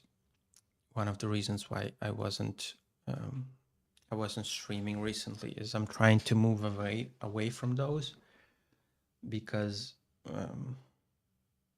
basically I want to do content, and when I stream I want to theoretically stream about something interesting I'm doing, not that I'm just working, because I want to be a content creator, hashtag influencer. But the reason why I was putting like 5-minute breaks on my co-working streams is because I didn't want to concentrate too much attention on the structure of Pomodoro itself. And I was using the 5-minute hourly breaks just as a reminder to,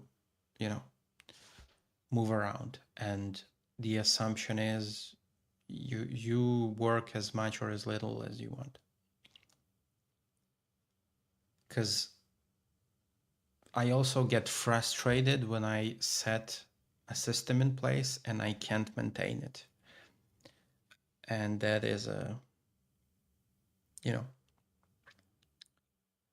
not being able to keep up with the plans that you make for yourself is a point of stress as well.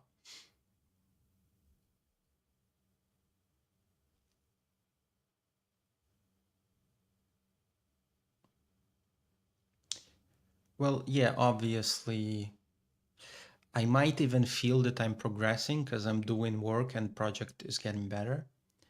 But if it takes too much time, or if, deadlines approaching and I'm not ready, obviously I don't feel like I'm accomplishing the main objective. So that's something to constantly manage.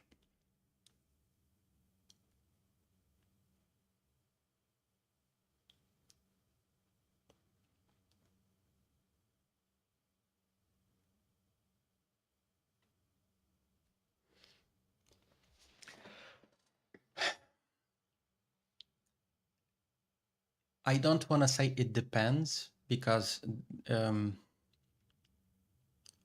the constant is they always grow out of proportion, because I always want to do more, want to do better, want to learn something, want to change something, etc., etc., etc. So the length basically is always infinite. The question is more about when do you want to finish it? And the answer is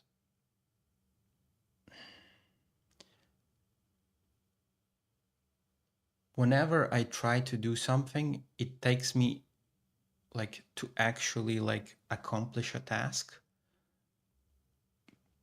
I basically count in half a day. So whenever I want to do something, I know that it's going to take 4 hours with all the breaks, with all the stops, the research, the prep, the, you know, the pauses, the frustration that comes with it, the thinking.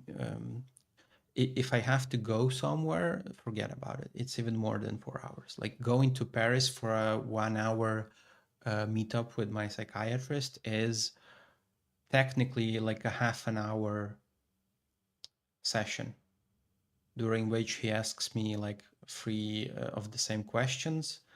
I get my Ritalin prescription and I go away. But the task itself, I have to get ready. I have to go to Paris on train. I have to wait there. I have to go back, etc., etc. I have to stay in line for my prescription in the pharmacy.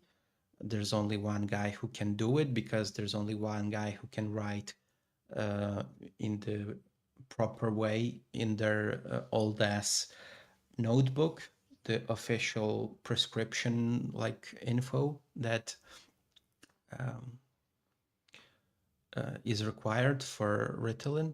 So that takes 4 hours at least. And if I want to do a video, if I want to do a publication, if I want to prepare a stream that would be interesting to watch, that would be interactive and that on which I'm doing something interesting, that's a bunch of time, and it can take like days or weeks or whatever.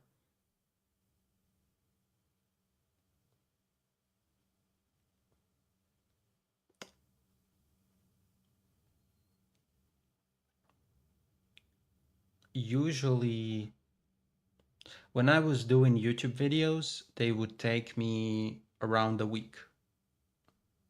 And by around a week, I am including all the stuff that I had to do when not working on a video, because I was busy elsewhere. I was also thinking, I was also learning skills that I needed to learn because I'm not a professional video editor, for example. So some things, there's always something in Premiere or in After Effects that I've been blocked. So even doing that, if it's an original video, that then it would take around a week. If it, like I have this abandoned, basically this abandoned YouTube channel for small clips. Those would take usually about a day if I do them properly. And whenever I wasn't doing them properly with graphics, with captions, with transitions and effects, etc., then I wouldn't like the content. I wouldn't like the result, I mean. The reason I stopped uploading on that channel is because I was feeling that I either have time to just do cuts and upload, and basically I'm just chasing views and subscribers for a content that I can't monetize because it's not my content, or I'm wasting time on this because I don't really want to be a video editor. And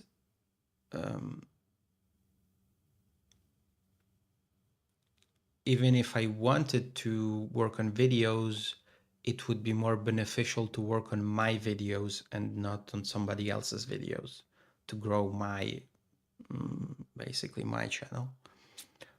So those I could have been done in a week.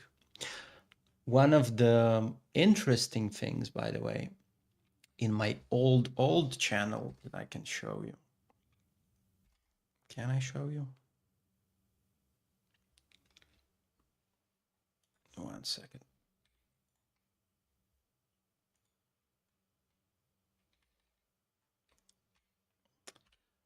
I had this old channel, one of the first videos that I started to do. I wanted to control scope. So I started making quote videos. So I would batch record where is it? I would batch record um, a bunch of quotes.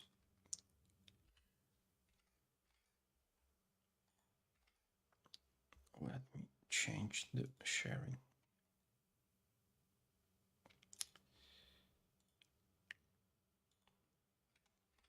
Okay, so I would batch record a bunch of quotes. This is my wife. And they would take me like 1 day and a half to do for the entire week. And within that, I would try to improve some stuff for that batch of videos. So if you go through these videos, you can clearly see the progression, but I wasn't getting any streams, any views on them. I mean, I was getting like 1,000 views per short most of the days, because sometimes they just wouldn't work. And I stopped doing it, which I've been regretting a lot, because I did get 200 subscribers from that. Hey, Rain, by the way.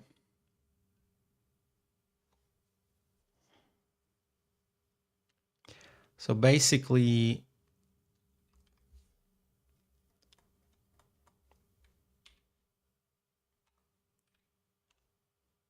this would take me like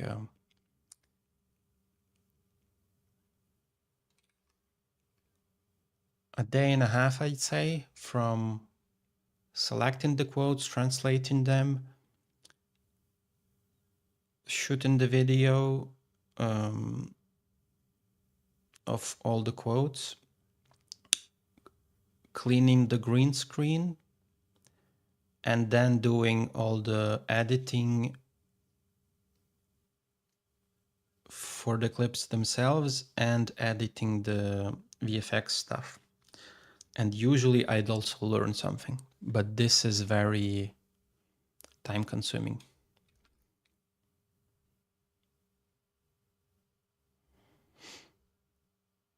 Anyways.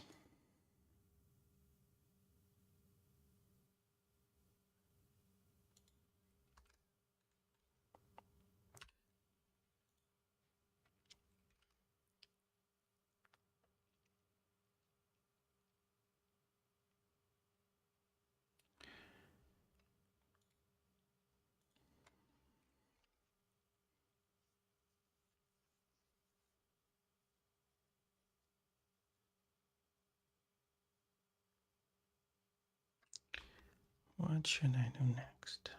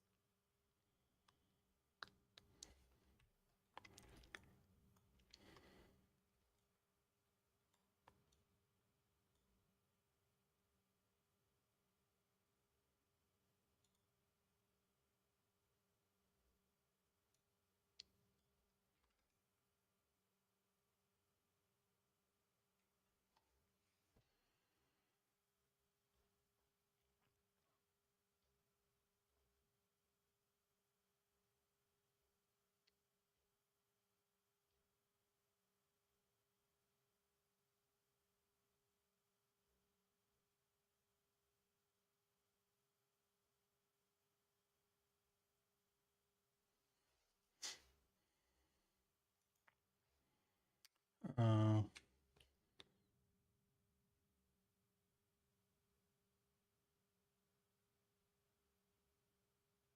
yeah, I don't know how Amazon is counting their ad time, but whatever.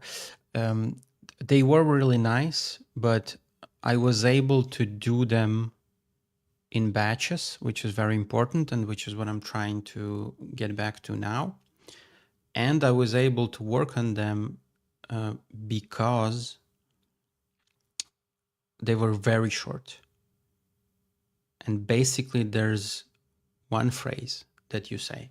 So the clip themselves, they were always about 10 seconds long, and 3 seconds of which were an intro and never changed. So working on those is very, very easy. Now,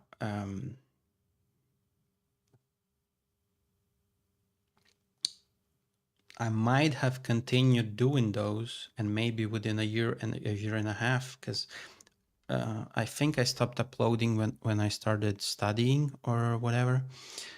So I didn't have time to spend on that, and I didn't want to do stuff that was usually was doing about 1200 short views, but sometimes it wouldn't work at all. Like at least once a week, a short would get like 40 views, and that's all. So that was frustrating, and so I stopped doing those quotes. And I also would like to do like a more complex content. These quotes were mostly like a learning opportunity for me, but I wasn't as interested in doing those. Anyways, I didn't understand the part that you said about you wanted to share what you're doing for content, and I have mine set on Thursday. I'm not sure what you mean.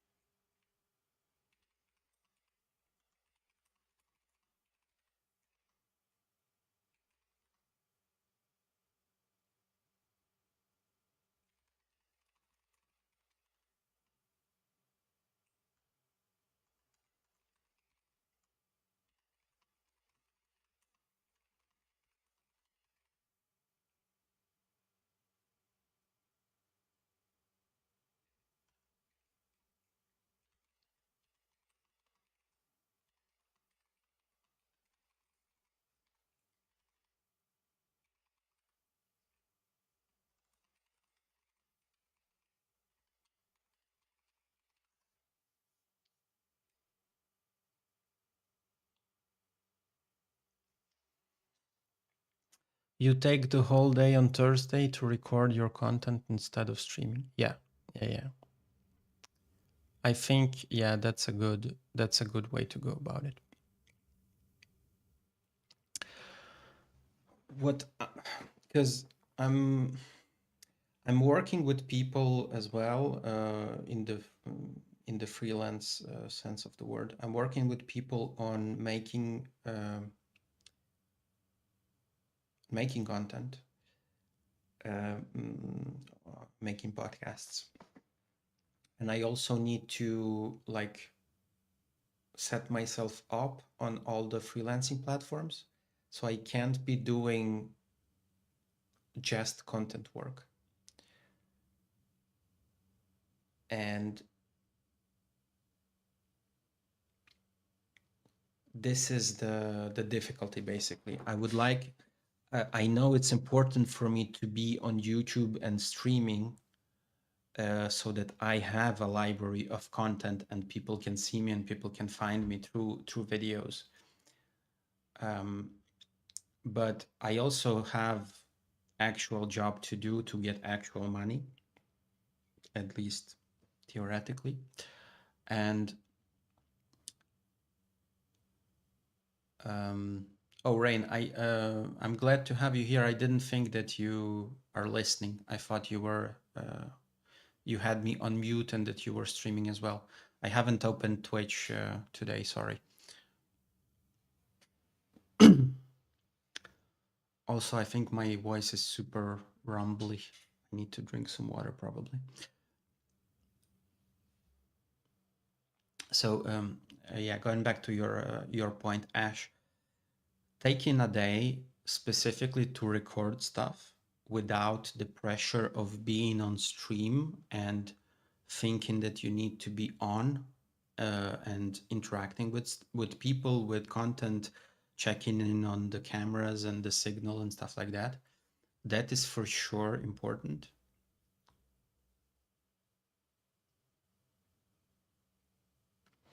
Glad to have you, Rain. Hope you're. I hope that it. I'm losing my freaking mind. I can't say what I'm trying to, what I have in my head. I hope that me doing stuff and working on stuff here is beneficial to you and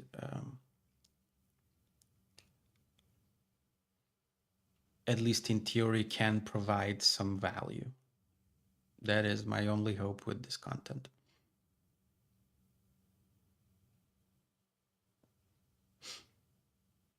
Yeah. I struggle with that because on one hand, it is really helpful for me to like do the stuff that we're doing now with you and Ash to actually talk ideas through. It is really, really beneficial for me to verbalize the thoughts that are in my head because it's not at all the same when I write things out versus when I talk it out with people. I bounce it and I respond to people's questions. So on one hand, this is a really, really important and beneficial part of streaming for me. But on the other hand, I have very, very hard time concentrating when I am on stream because I have, at least now I have 3 screens. I see myself in 3 places. And this is not even the biggest amount of screens that I had before turned on. So it is really a struggle, and I have hard time balancing that, even for my own sake, not to mention that I would really like to like participate on people's streams and talk to friends that I meet on Twitch, which you both are. It is very hard for me to manage. Ash, I do talk to myself out loud as well, but I don't find it to be the same as talking to a different person, at least even like on a psychological level. For some reason, I don't process it the same way when I'm trying to tell somebody who's outside of my head. When I'm trying to communicate to a different person the idea that I have, I transform it in a way that's this I can't define properly, but the gist of it is I have to adapt it so that it's understandable to you, and I don't have to adapt it at all when I'm talking to myself. And that transformation, even if it's just to make it more clear or to communicate the stuff that's obvious to me because I know everything that's inside my head and you can't, that transformation really does help to work things out or to view things from another angle, you know?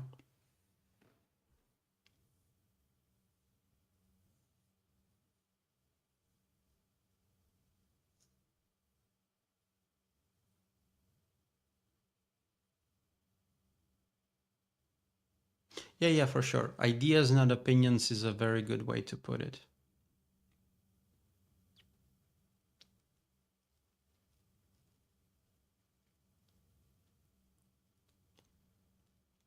Is a very good way to put it.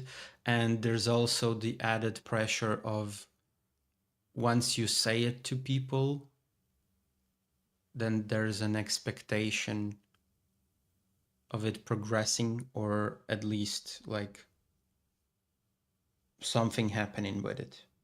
And it is quite often difficult to manage and pull through like these achievements or successes or whatever.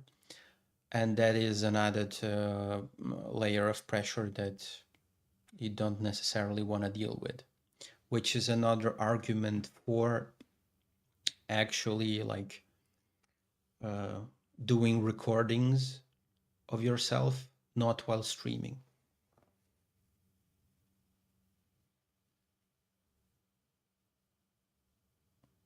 Yeah, I get it. I get it.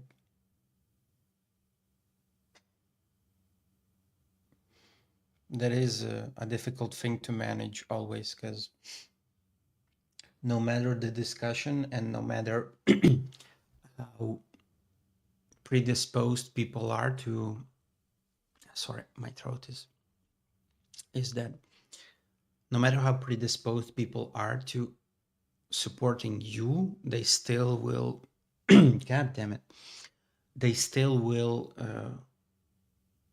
inevitably project their own ideas and worldviews onto your stuff, just to generalize it. And yeah, it's not something that you always need or that you can use.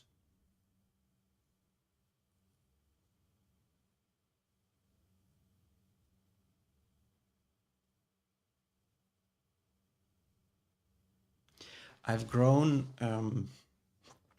It was very hard to manage this aspect of communication with people before for me. I've grown. I've grown to learn to accept this as like an inevitability, and I'm trying, not necessarily always succeeding, but I'm trying to, how to say, I'm trying to have this mindset as a starting point for discussions, meaning people are gonna tell me stuff because, to put it bluntly, they make it about them, and that's normal. So it's all right. It has to be all right for both parties, that even if people agree with you or listen to you during your talk, it's all right. It is expected that they will later on do the stuff that they wanted to do, even oftentimes if it's some very stupid decisions are gonna be made. I'm gonna switch the camera to POV because this screen sharing is useless if we're chatting.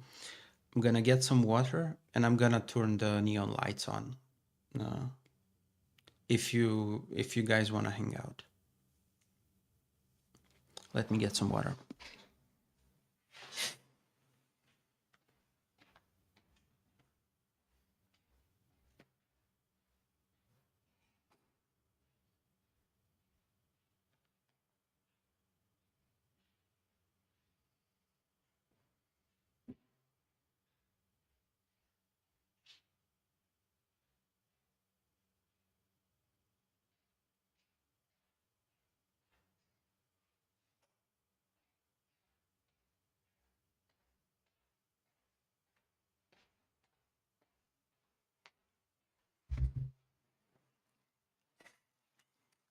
What's the email template you're doing?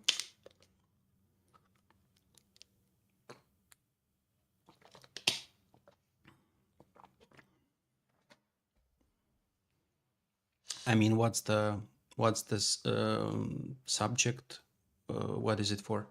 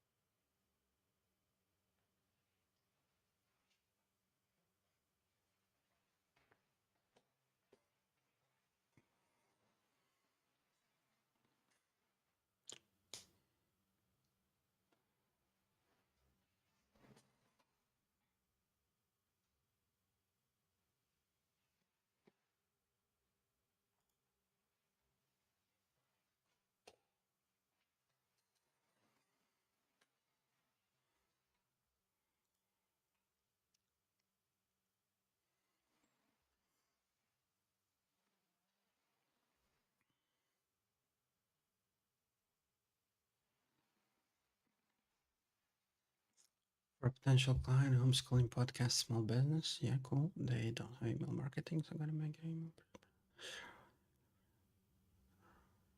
That's cool. That's cool. Do you want to plan out like the whole 6 months? Uh, that's an interesting idea. Um, that's an interesting idea. Maybe a week or two ago, I visited a workshop for the freelancing, let's say, school that I'm a part of. And they had this, how to say, basically there was this video marketing agency there. And one of the services that they provide was, we take a client, you come into our studio for 3 hours, we have a list of questions for you that we've prepared, and we shoot for these 3 hours basically. And you'll have also for like for the next 6 months, you'll have a bunch of shorts that you can publish on your social media. So this is like a very high level type of batching. So that's cool.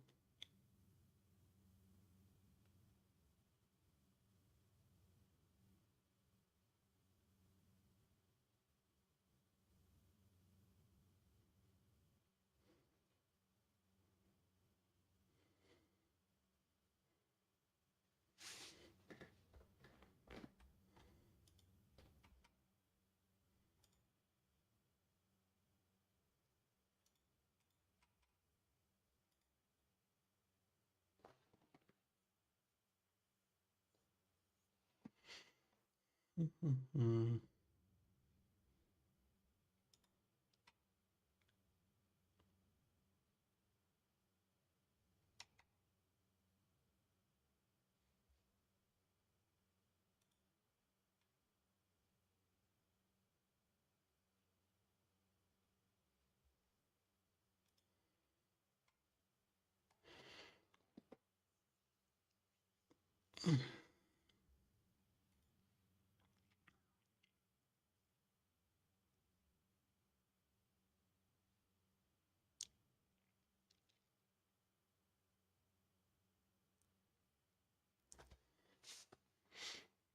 Ash, are you on the freelancing platforms or no? I don't remember if we've talked about this.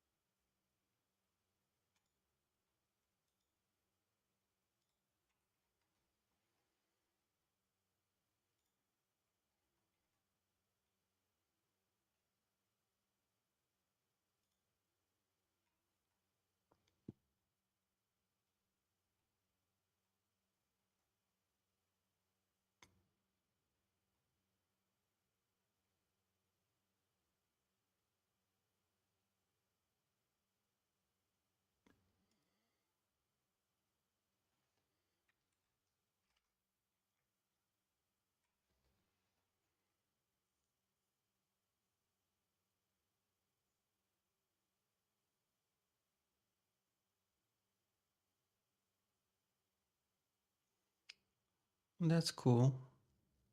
Digital planner business. Okay.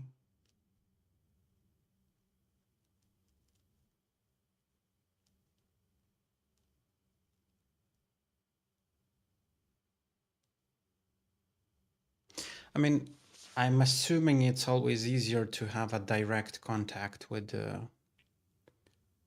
your customers rather than depend on a middleman platform. But yeah, basically it's the network idea that people can find you basically despite you not reaching out to them directly. That's the allure in theory. I'm trying to get on it, but I'm also trying to work out my offers as well. So that's, time consuming.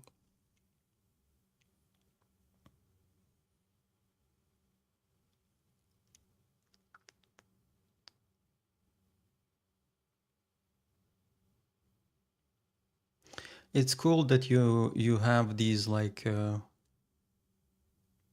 maybe it's not I wouldn't say it's like a massive workshop, like a 3-day experience, but it's cool that it is a package. So you have like a thing to do for people for 3 days.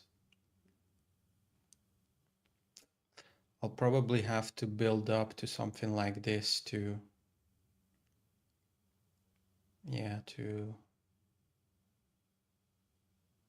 in the end have like a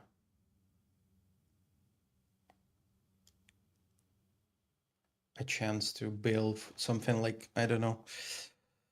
From what I've seen people do in France, they would build like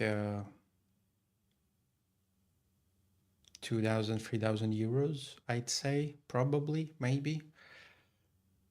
So this could theoretically, one event like this could theoretically cover a minimal wage for the entire month.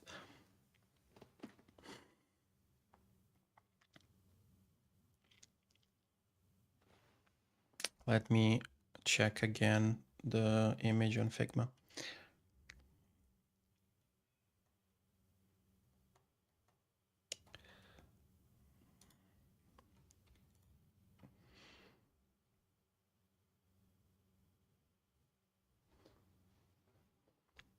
Yeah, challenge.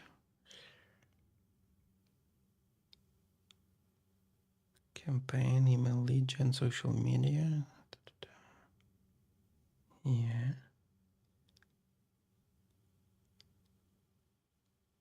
That's cool.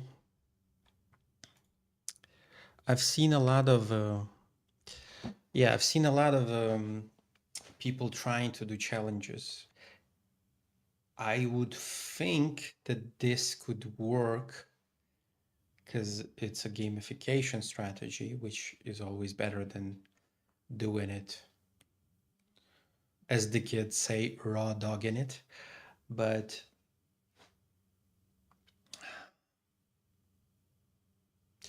the underlying premise of this is that you already have people that are interested in it. We're all children, Ash. Some people just pretend not to be because they take themselves too seriously, I mean, obviously, you also need to have an ability to express yourself in different ways rather than just having one mode of communication and only saying childish things. But there's nothing wrong with raw dogging it sometimes.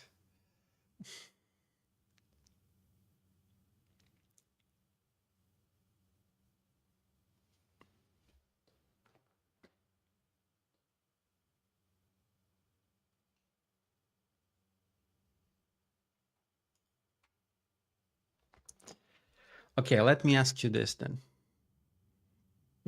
Sorry. It's 2 a.m. for me, and I only have a cat next to me, so I kind of forgot about um, uh, smaller ears, let's say.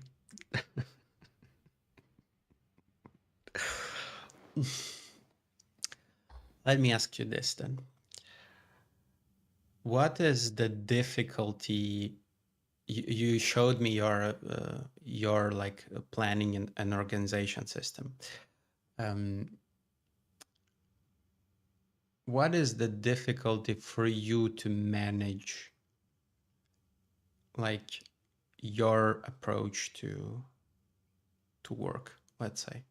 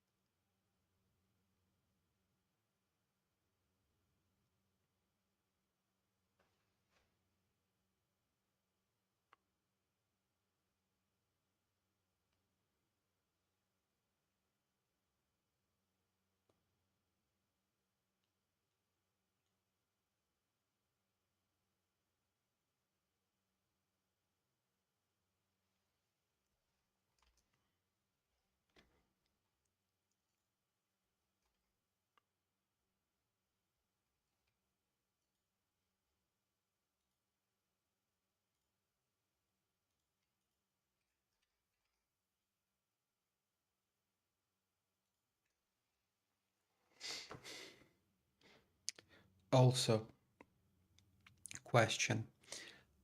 Are you on LinkedIn, and would you be interested in connecting on LinkedIn? Because my English speaking profile only has 3 connections, and I kind of need to build it up a bit.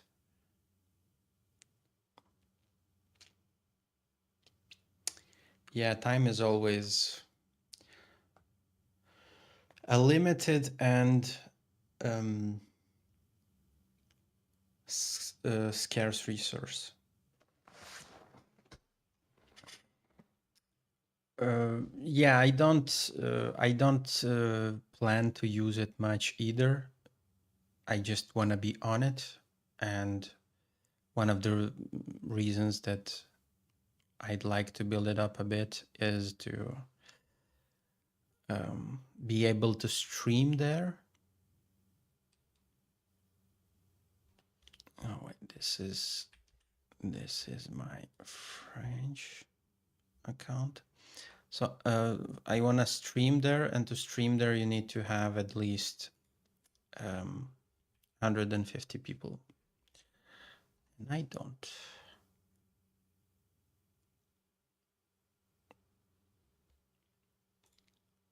Hold on.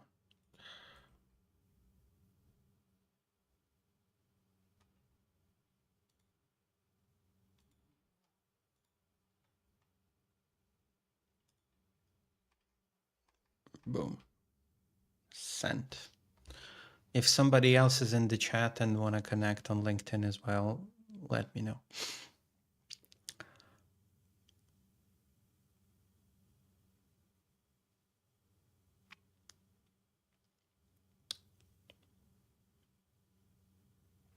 What was I saying? Yeah, it is always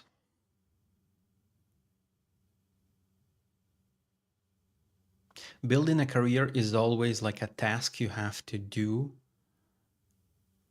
in spite of all the other stuff that's going on in your life. And life always has a way to like add more tasks for you, which is very unsatisfying.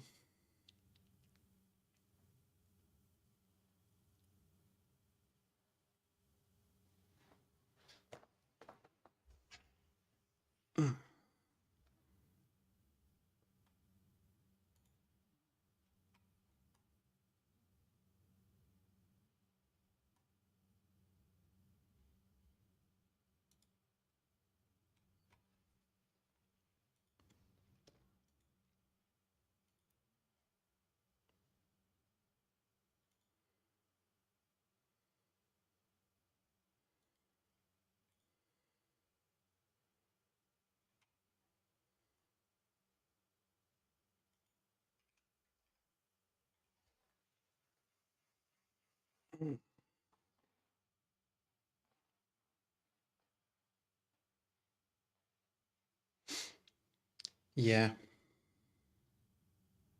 Do you have times when the little one is visiting some relatives and stuff like that, where you can take a little breather and concentrate on the job?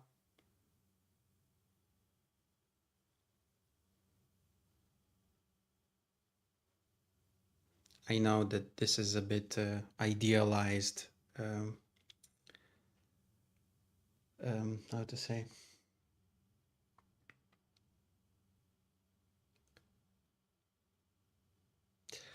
Basically, I'm trying to say that that would be a luxury that you can outsource childcare a bit for to free up some time for your career. But yeah, yeah, I get it. I get it.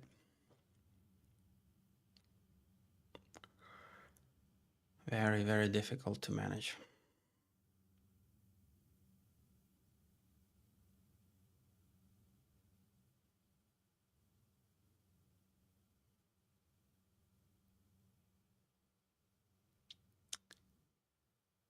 Understandable.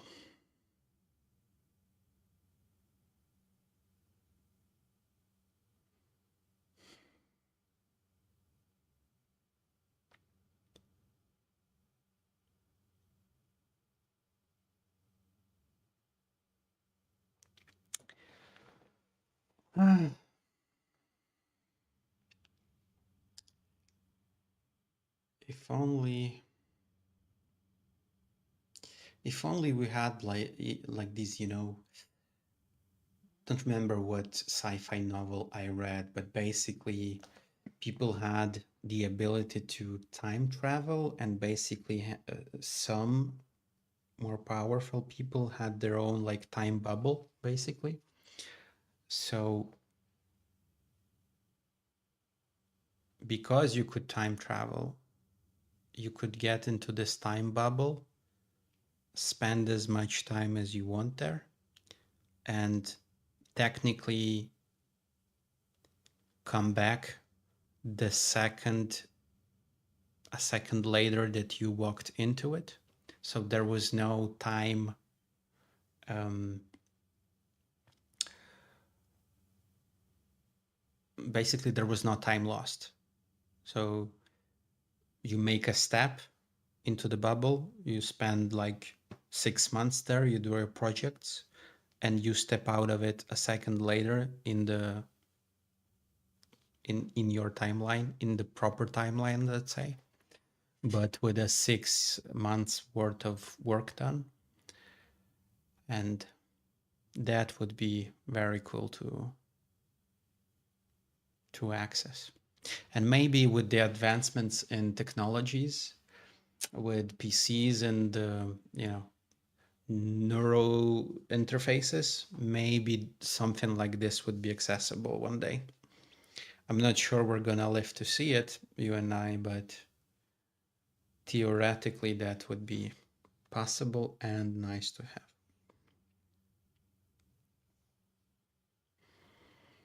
Both for personal needs and for professional achievements.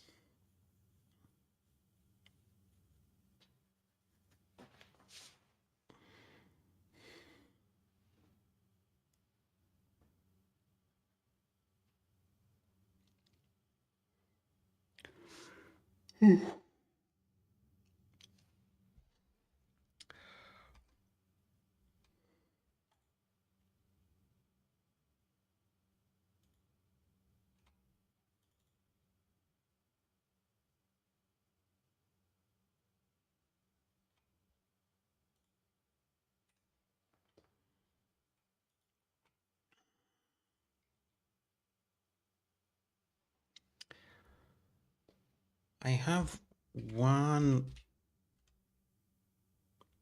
question and one suggestion for you, Ash, if you're here.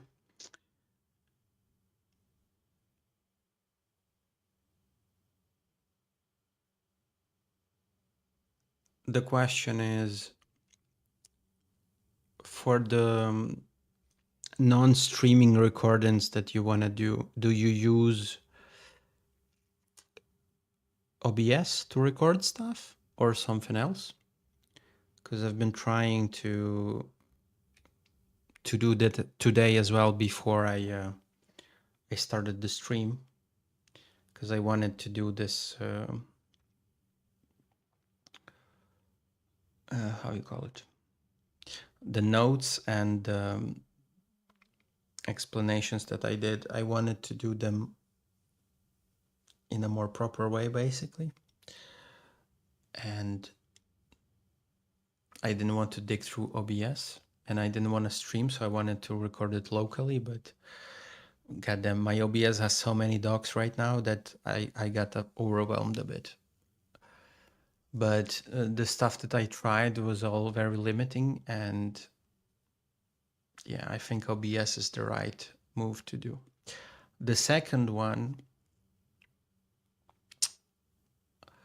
is there something that you use, like for instance, for your 3-day experience for marketing?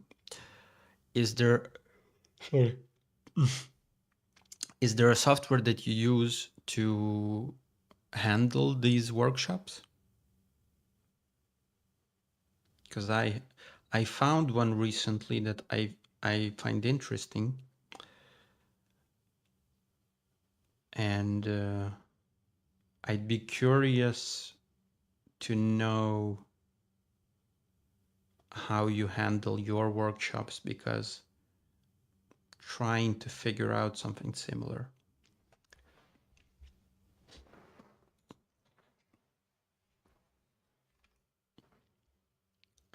I can share what I found with you.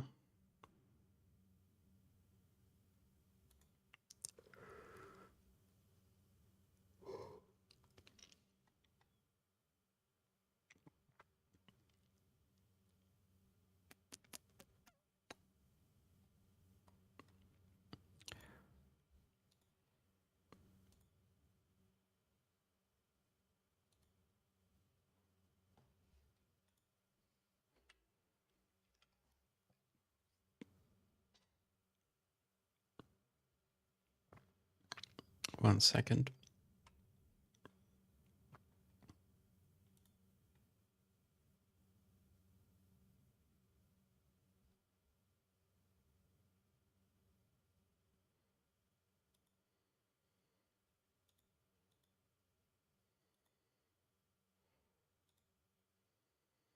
Hmm.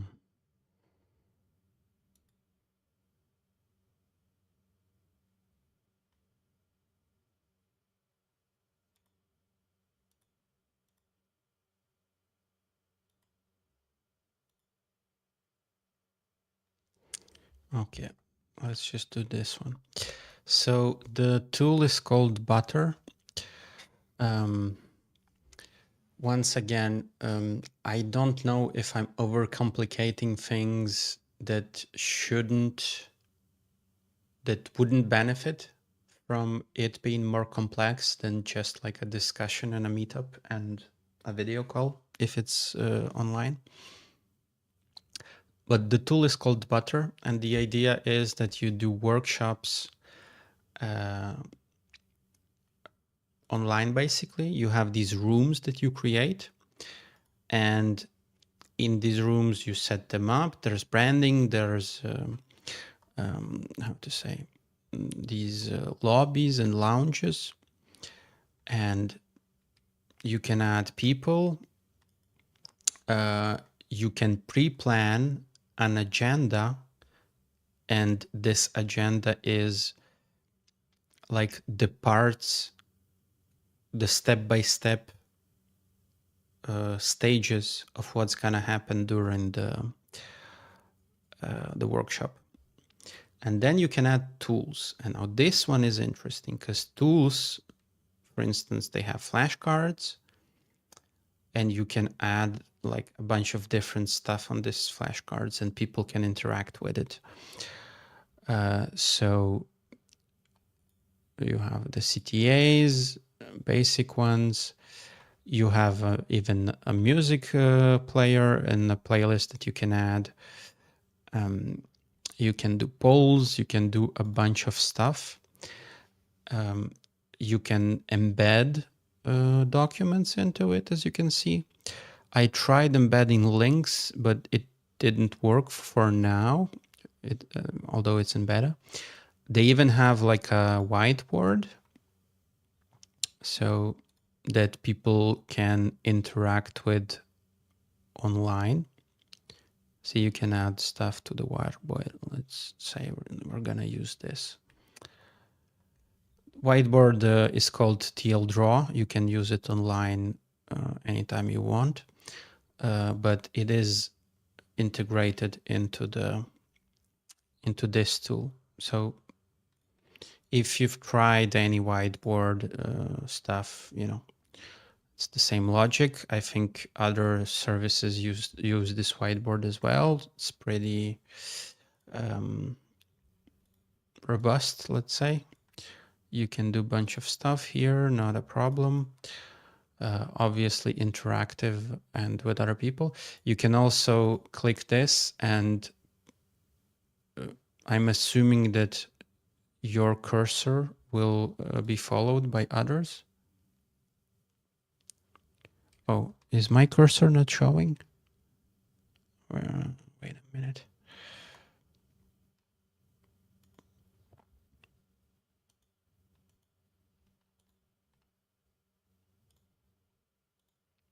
Okay. Do we have it or no? Yeah, okay. Yeah, I find it quite interesting. I'm gonna say right away that the main limitation is that you do these sessions, very easy to do, etc. I'm gonna tell you about a bunch of other useful tools for it.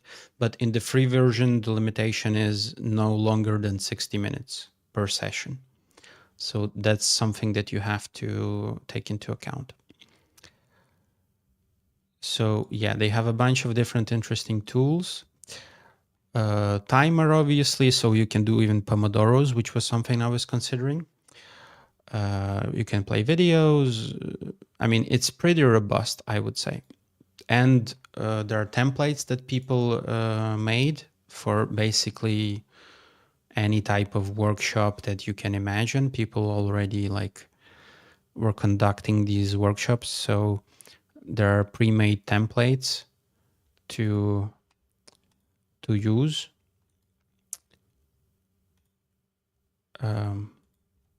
Which sounds quite good. You can do recaps, you can do recordings on a paid version of it. You can do recordings of your sessions, although I haven't seen the quality of it. But recaps are about everything that's been done inside the session, meaning all the whiteboards or the notes, all the polls and questions that were answered. And another thing that I found interesting,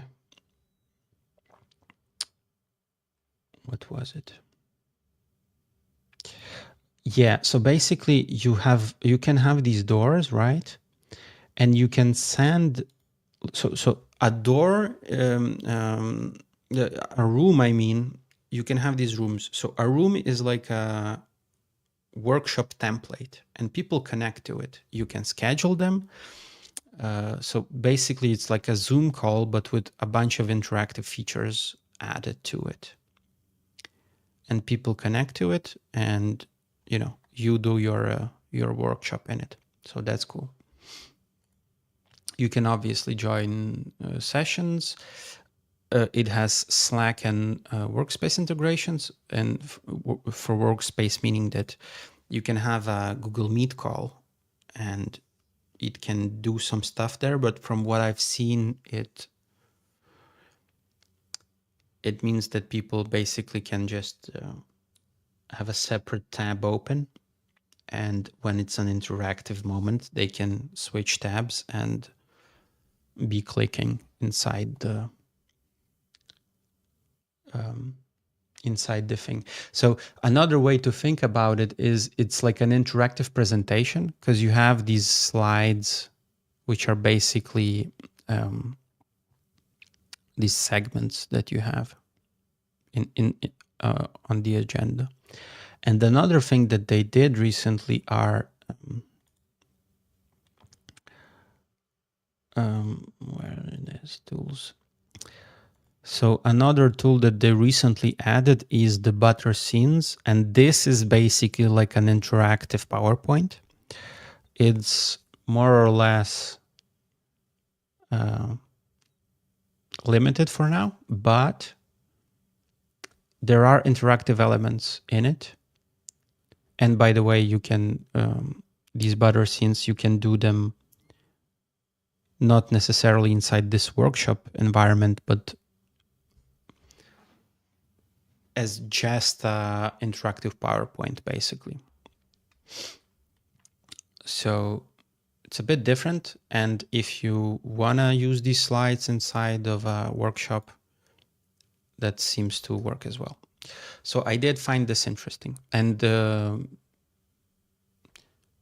you can have ChatGPT recap your sessions too. And they say that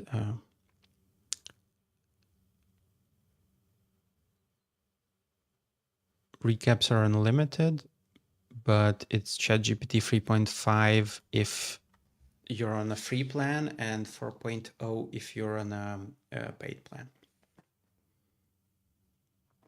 I think it's $300 a year or something.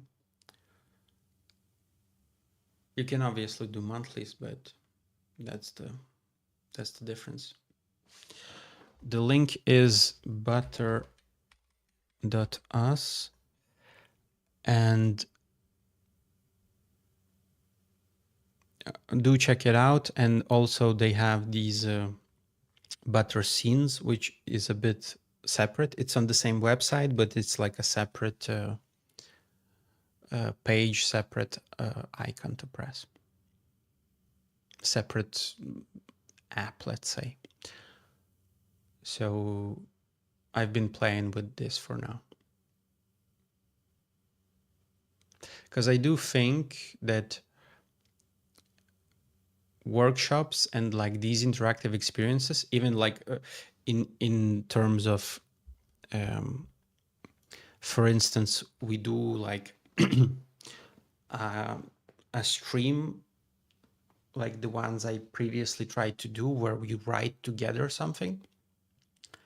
It would be much more interactive if we were able to work on it inside a space at the same time. You know what I mean? And you can't really do this on a stream, even with Discord or whatever. But tools like these would allow for people to actually work in parallel and actually like see what people you're buddy doubling with are doing. So I found it a bit interesting.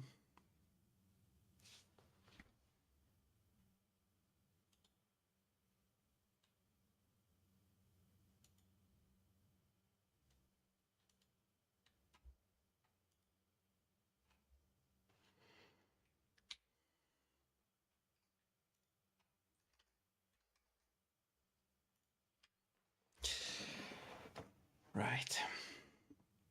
Okay. I think I'm gonna call it here because it's 2:30 a.m. for me. My brain is not braining much anymore.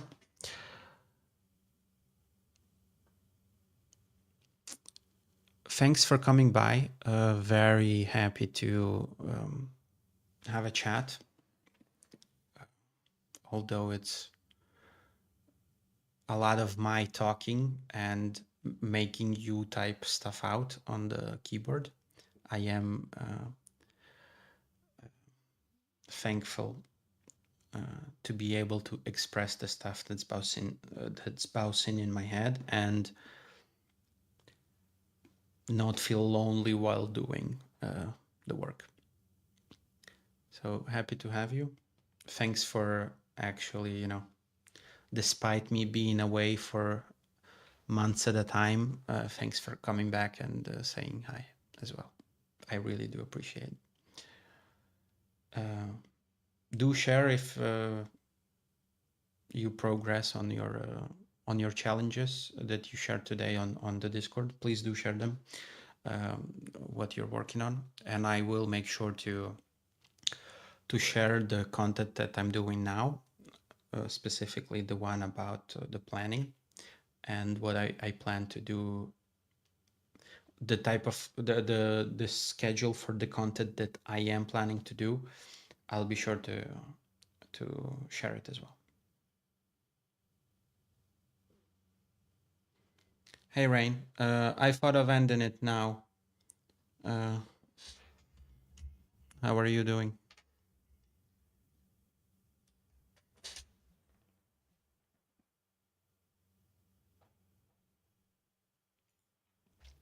I need to participate more on the Discords. I know I need to. I struggle with it because I get just too,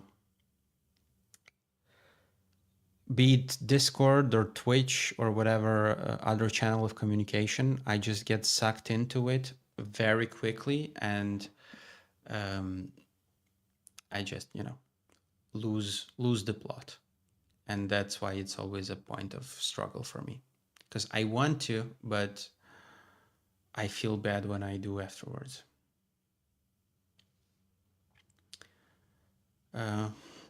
You're not streaming, Rain? Ashley, I think you told me you're not streaming today either.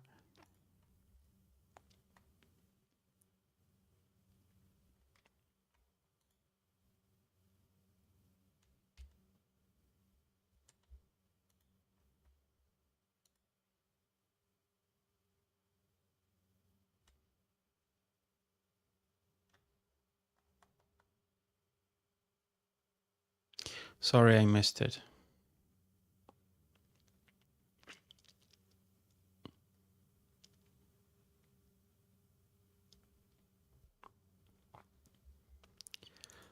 I'll try to open the tabs and be lurking.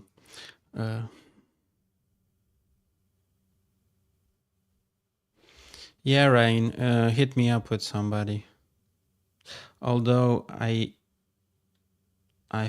if Vienna is still streaming, I thought of raiding her, because I mean, not that she needs it, especially if she's playing Baldur's Gate. But I haven't been visiting her lately, so I wanted to, Oh, you're there as well?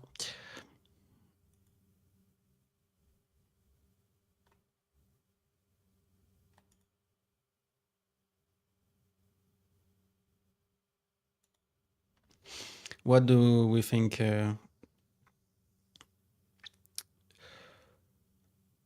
I'm gonna be coming, Rain. I'm gonna be coming to you for advice on meeting new people soon. But because I really like, Vienna is the first streamer that I met on the co-working circuit, and I haven't been at all staying in contact with her, and I really do enjoy her vibe. That's why I wanted to stream her today. But for sure, I want to meet new people as well. Does that sound okay? For the next stream? I promise I'll stream at least once more this week.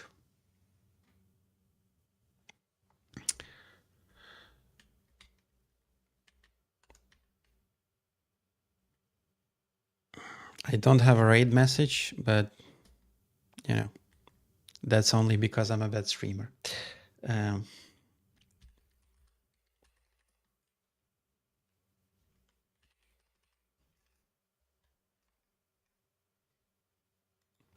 Yeah, do poke me about this, Ash, because I forget. It's not even that I'm trying to avoid it. I just like it's erased from my memory, like literally.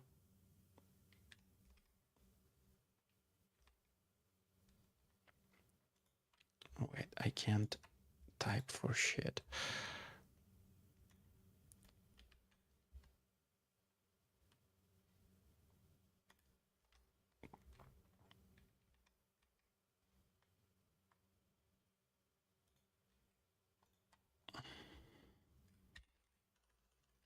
Okay, let's do it.